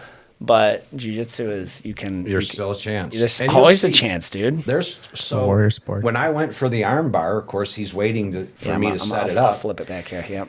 I actually lose position, but I don't allow him to get position. Right. Yeah, he was waiting. Yeah, you could see. So if you'll watch, I hold his sleeve. I don't know what the ref was thinking about time here. They add 10 seconds onto the clock after he does this.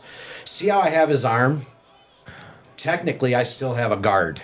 Technically. Even though he has position on me, I still have his arm wrapped up with my leg in a lasso. What just happened there, Mark?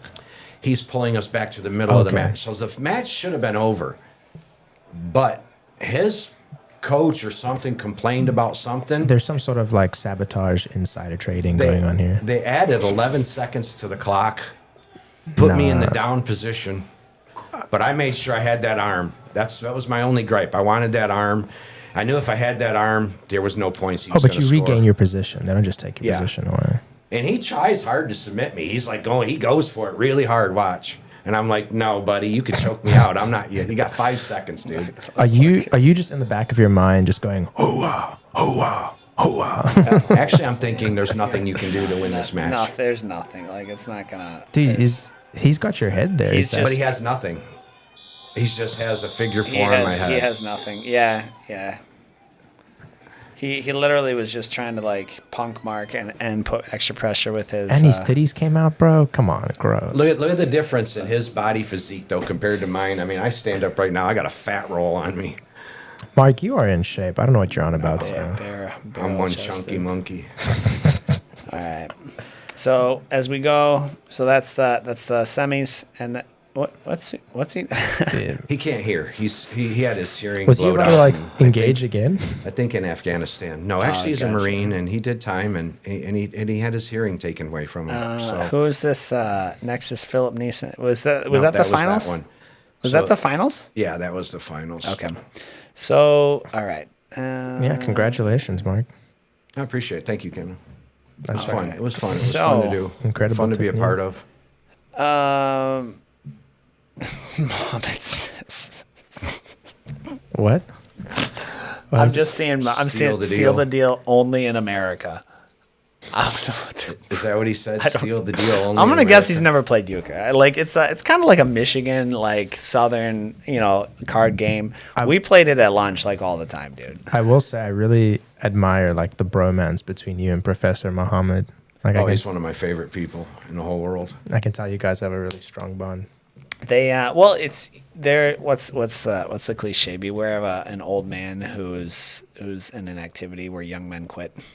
Oh shit, I like that. Like Yeah, I Just- never understand the sales when they come in and you're trying to get somebody and they say, "Well, my shoulder hurts," or "My knee hurts." Hey, Mark, come here. I'm just gonna start doing that. Hey, all right, cool. Yeah, hang on one second, Coach Mark. Can I see real quick? This shoulder's been operated on. This knee is shot. We're all hurt. I'm We're missing- all hurt. I'm missing a third of my L5 disc. I mean, so Joey Hurst is an example. Kids started, you remember, JD took off really well, Shout out did to really Joey. good. Lucy doing really good. And I'm talking to Joey, I've known him since he was 5 years old himself. And I'm like, why don't you do this, Joey? Oh, my shoulder and my knees are. Yeah. Right? And I said, Joey, who are you talking to? I said, at this time, I go, I'm 62 years old. Yeah. I said, every single one of my joints ache every single morning when I get up. And he goes, you know what? You're right. And I told him, I go, come on in here and sign up right now. And he did. He walked in. And now if you talk to Joey, his shoulders don't hurt anymore. His Yeah. knees bother him a little bit. But he says this is the best thing that's happened to Listen, him. dude, you're gonna hurt. Inactivity will hurt.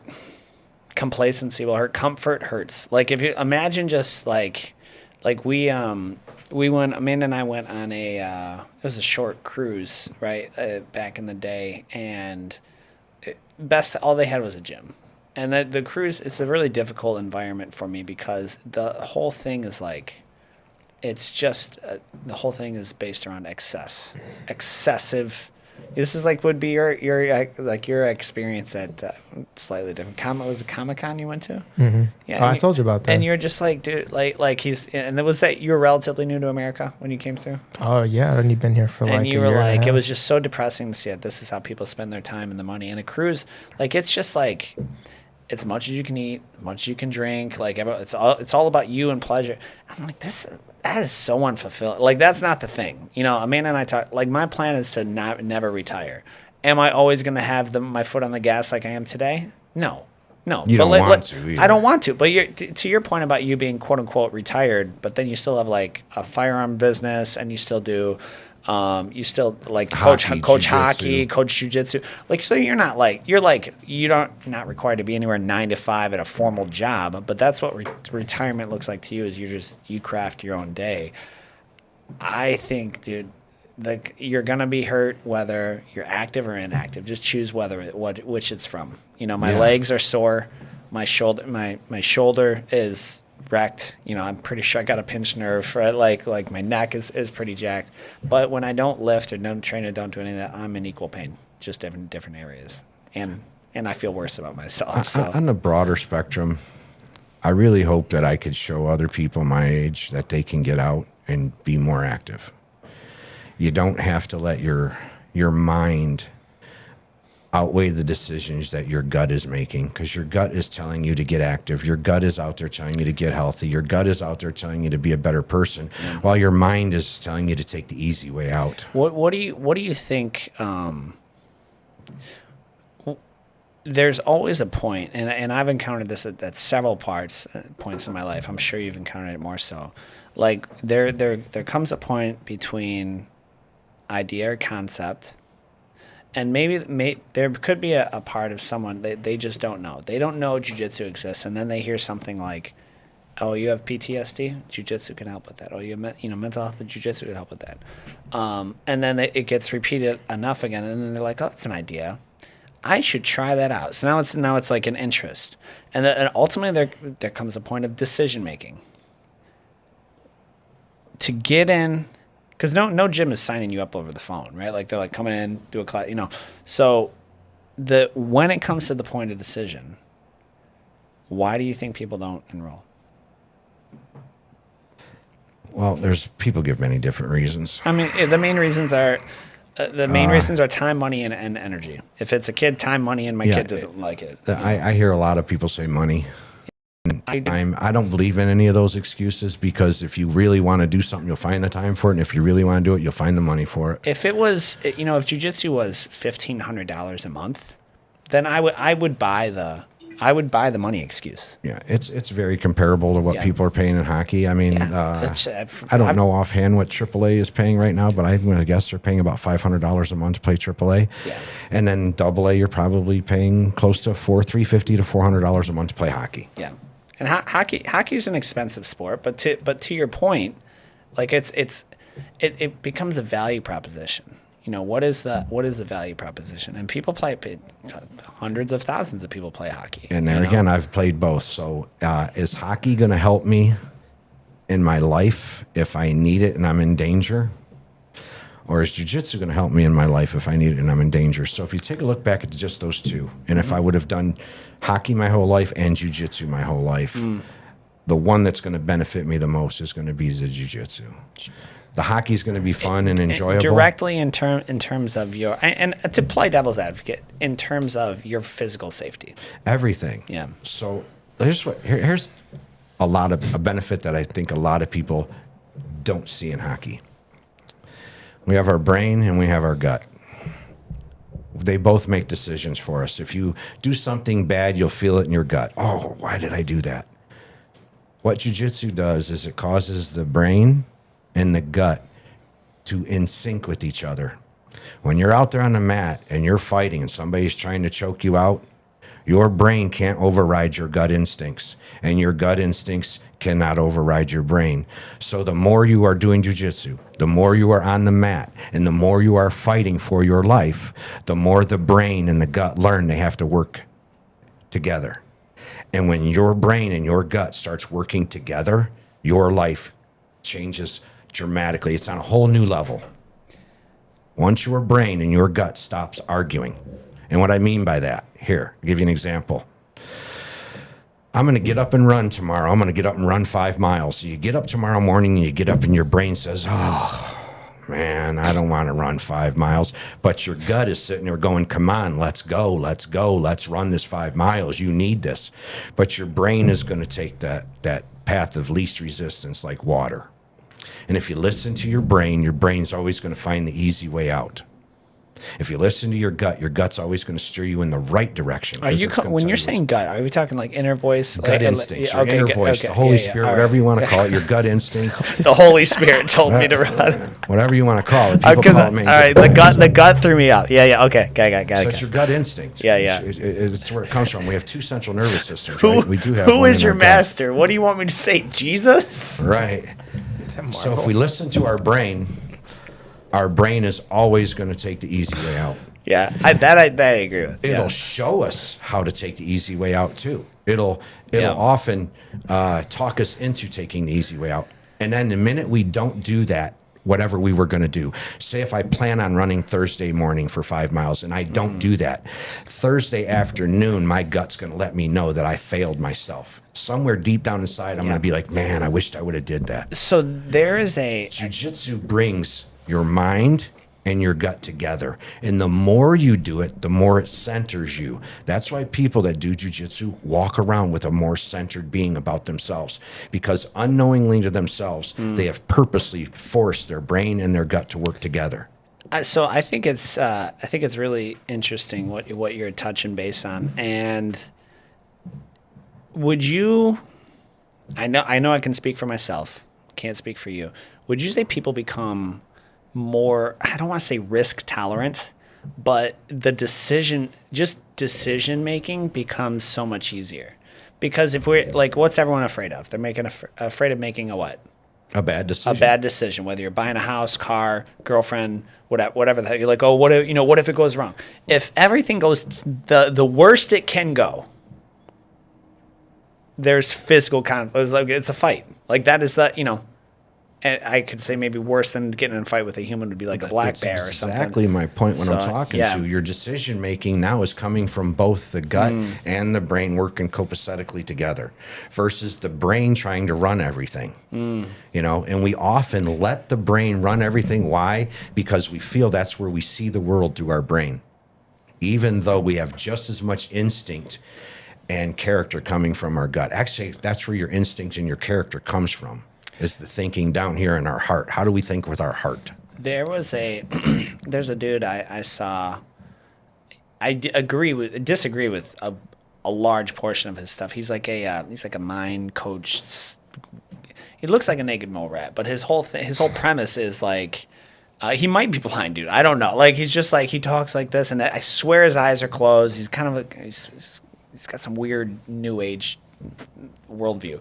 But one thing that he always asks people is, he's like, all of human behavior is, we're not going to continue to do something that we don't believe benefits us, because everyone is going to do things that is in their own best interest. Motivating. But whatever, motivating. But so so you and people talk about like things like drinking or smoking or gambling or whatever, like these vices, right? He's like, what is the payoff? How do you believe? It doesn't have to actually benefit you. You have to believe it benefits you. So in what way, what is the reward that you're getting from this behavior? What is the reward that I'm getting from drinking 3 alcoholic beverages every night? What is the reward? Well, the reward is I get the stress, okay. Now, what does it actually do? So there's the story, and there's the dichotomy, right? There's the story of, I don't want to run 5 miles. Like, it'll hurt. I could get injured. Oh, I got a lot to do today. Like these are stories you tell yourself. And then the reality is, dude, 5 miles takes longer, but like it'll take 35 minutes. So if you just went to bed 45 minutes early, you'd have the time, or that project doesn't actually need to be done today, or whatever it actually is.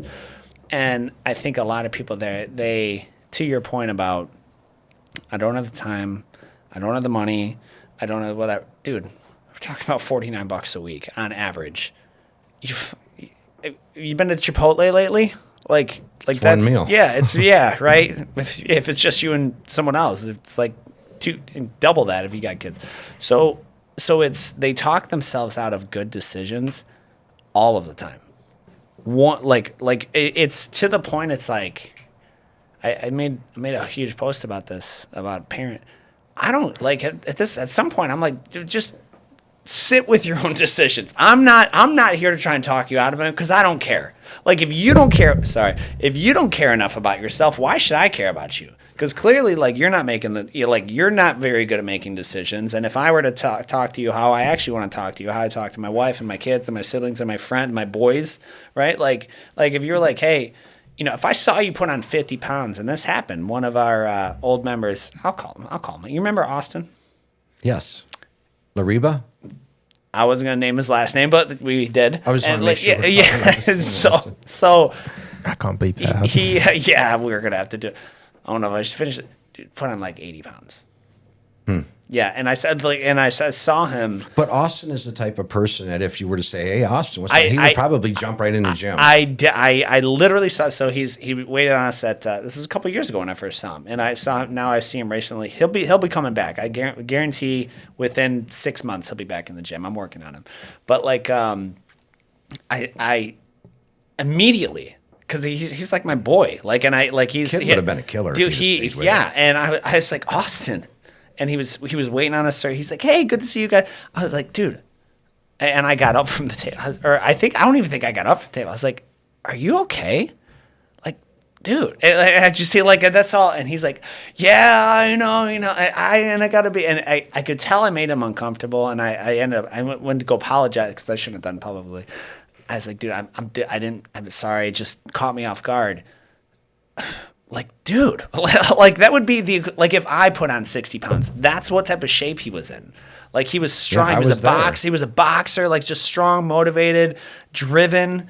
And to see him kind of let himself go like that,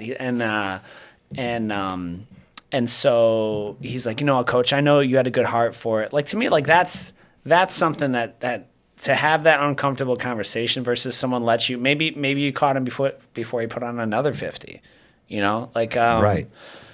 That is, I don't know how to.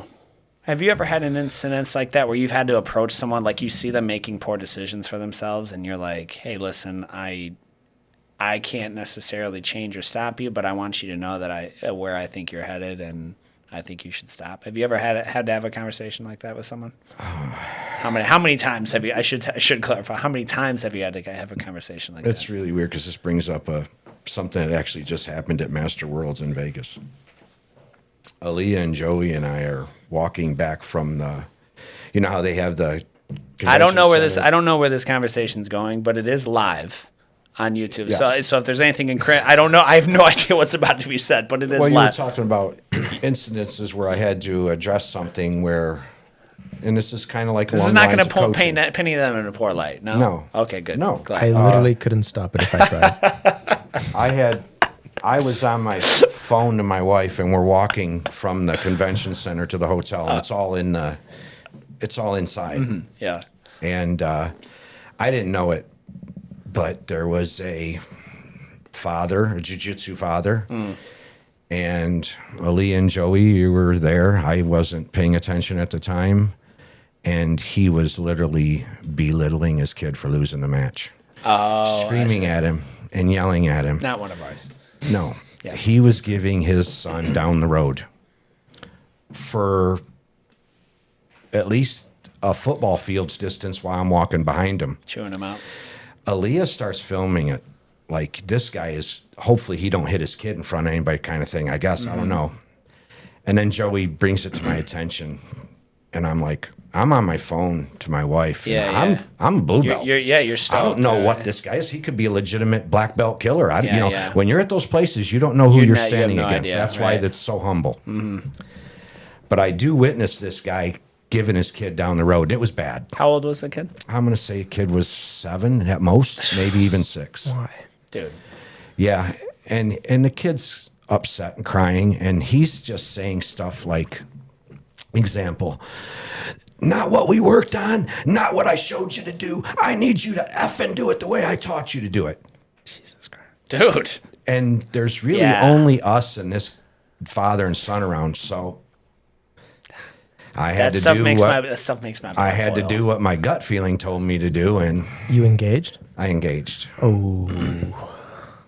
So Well, like just in general, like here in the United States. Like, Yeah, yeah, how do you go up to another father and tell him how to parent his own kid? That's the cardinal sin. Now, if it was me, I would. And if you came up to me and I was doing something like that, I would assess it really quick. An elderly dude is rebuking someone into thank you, but I've got this. It's kind of like I've never, you know.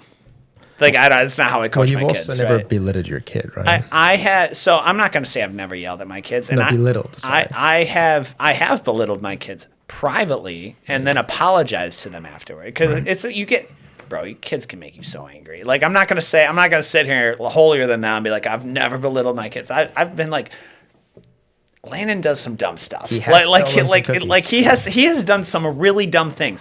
But I've like what the disappointment of the things that they is their behavior. I'm like, just think it through, dude. Like we didn't give that any thought. If my kid just went out and competed at the world tournament. Do you know how proud I am that he even stepped on the mat? and should be. Even stepped on the mat, dude. I don't care if you get subbed 5 seconds in. Like I love, and that's my whole thing. I don't coach him. I love watching you do jiu-jitsu.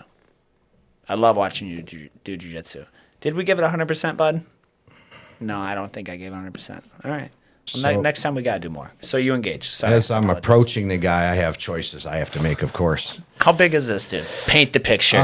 Set the scene. I'm nervous. I'm going to for you. say, I'm picturing it. It's Cyborg. actually, He was like, he's no. 250. Close to he was probably about 6'7". exactly Keanu's size. Oh, you're fine.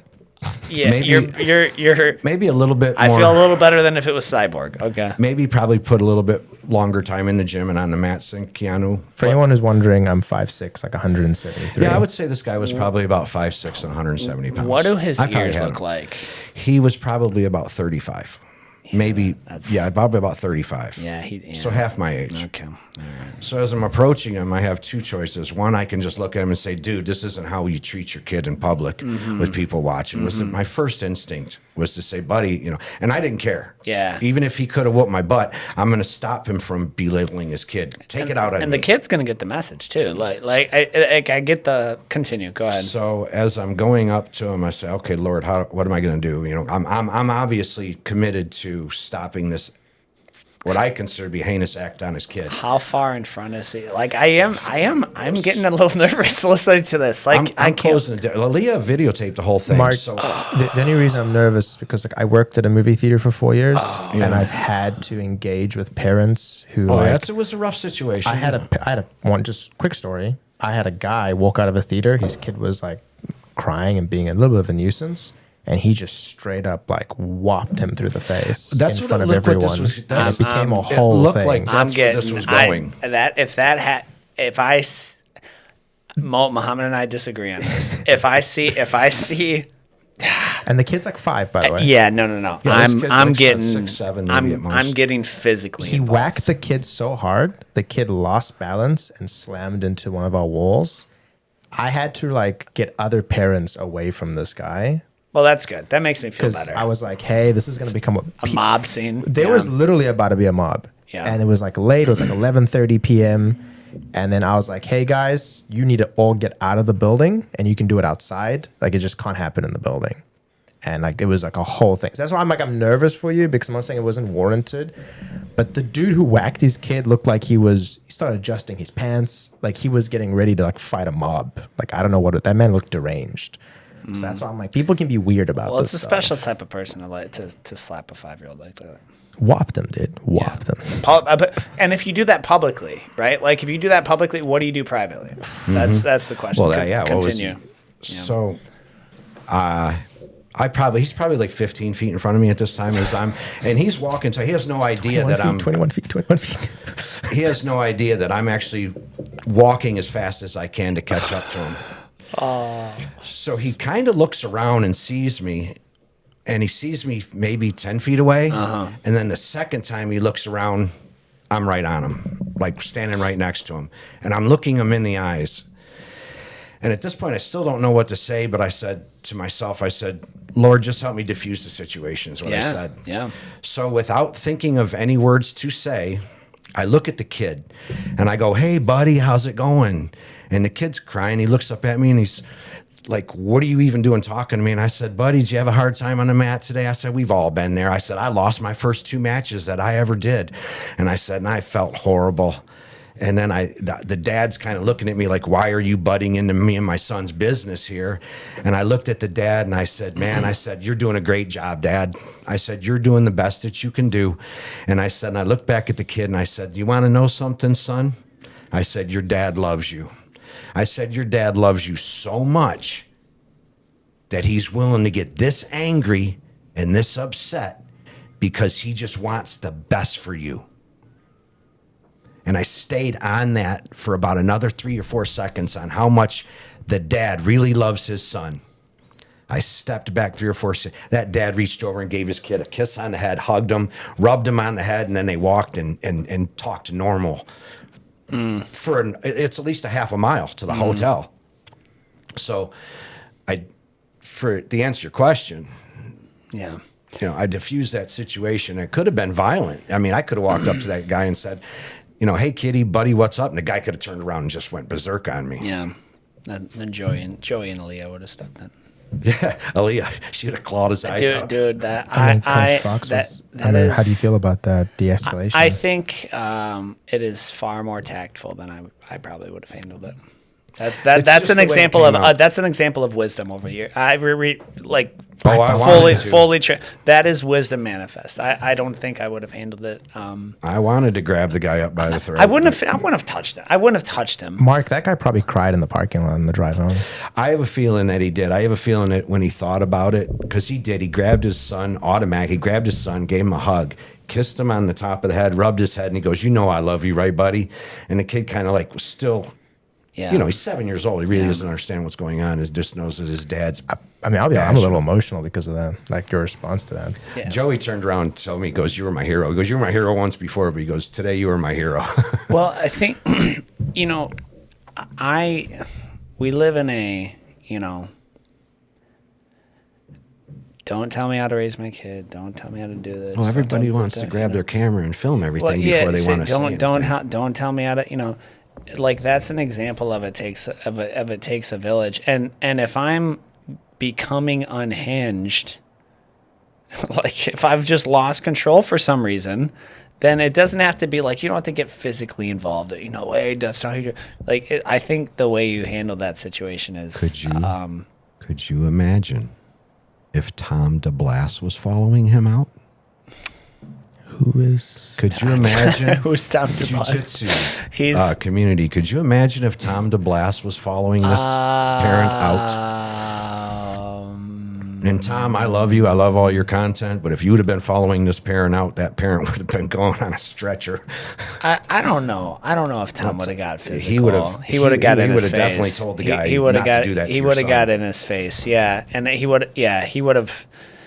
You know, and I always, because I'm fascinated by human psychology and like why. Well, like, first off, do you know Tom's background?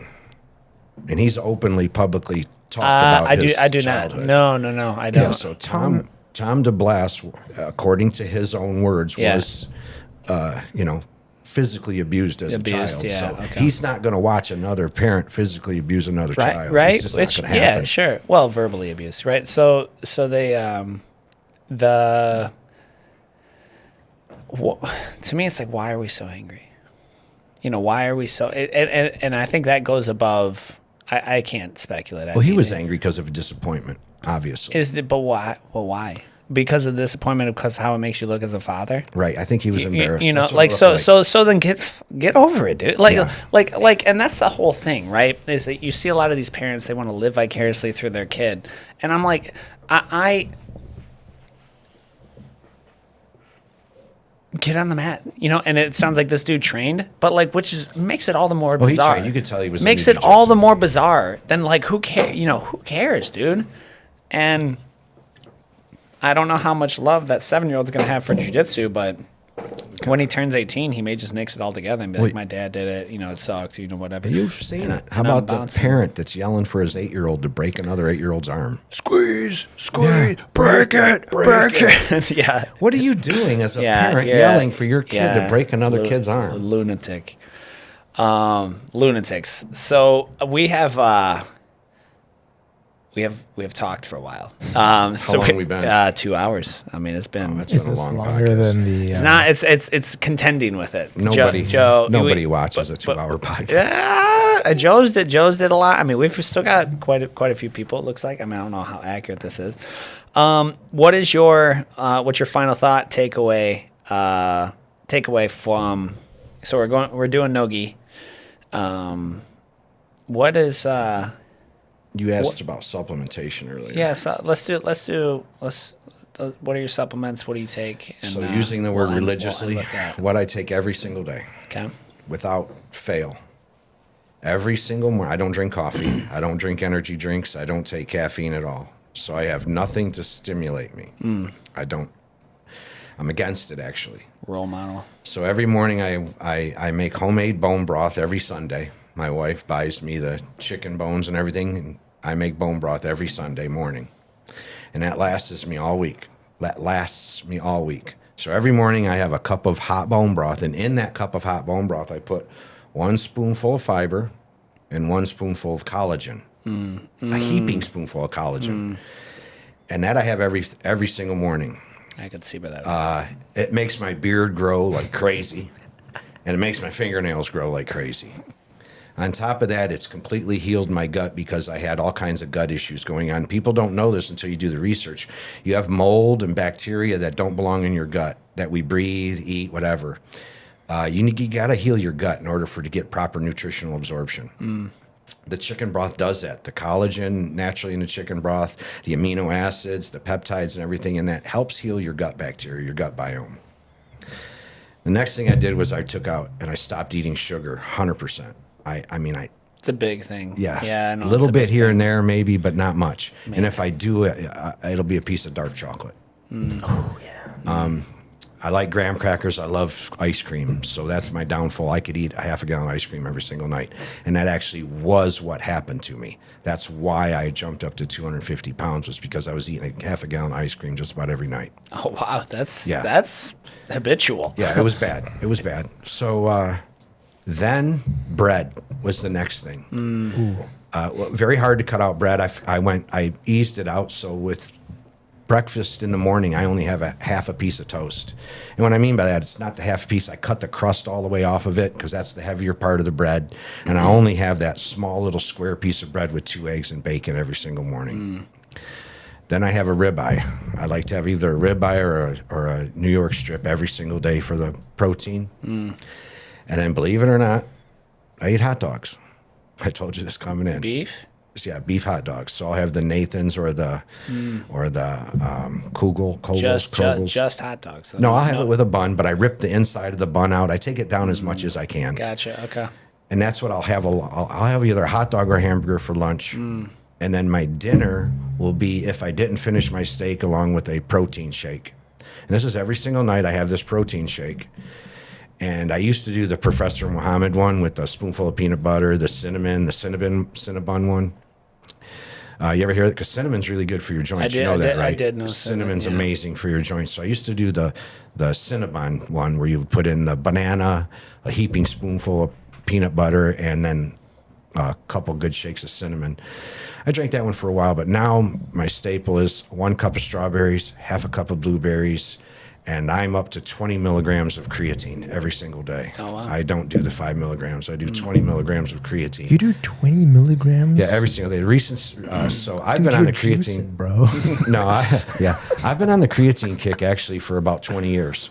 So when it first came out, it's actually the #1 supplement that is proven to do exactly what it does do. I have friends who use it, but they only do like 5 a day. So the latest study on creatine happens to be 5 milligrams is muscular, 10 milligrams goes to muscles and bone, 15 milligrams goes to muscle, bone, and tissue. If you get into once your body uses that, if there's any leftover creatine, it goes to brain function. So they found that extra 5 grams of creatine goes into brain function. 20 milligrams. So the 1 scoop is 5 milligrams. I do 4 scoops every day of creatine. Why does milligrams sound light? Is it grams or milligrams? It's I think the creatine. you guys is in use milligrams. milligrams? It's 5 grams. I'm sorry. Yeah, it's it can't grams. be. It can't be I milligrams. apologize. Yeah, It yeah. is grams. Yeah. It's 5 milligrams per scoop. So I do 20 milligrams, 4 scoops every day in a shake. Yeah. Along with the berries. I use the berries for the antioxidants because you just can't. I understand these people that red meat is a great diet, and I did lose considerable amount of weight just eating the red meat diet. But if you do that, you're losing some areas. So you need to add berries. You should add berries, sure. and along with your protein. Yeah. And broccoli. So that's my staple, and that's pretty much been everything I eat. And when I go out of town for a tournament, you'll see I post it. My pre-meal workout is broccoli and a ribeye. So. Well, it's been a pleasure having you, Coach Mark. We could talk because you're so nuanced, right? Which is why I always love talking in the gym, outside of the gym or whatever. It's because you have a pretty eclectic life experience. Yes. And so you've got just a real kind of a really interesting perspective on a lot of things too. So appreciate you hopping on. And Thanks for having me on. what's the name of your firearm company again?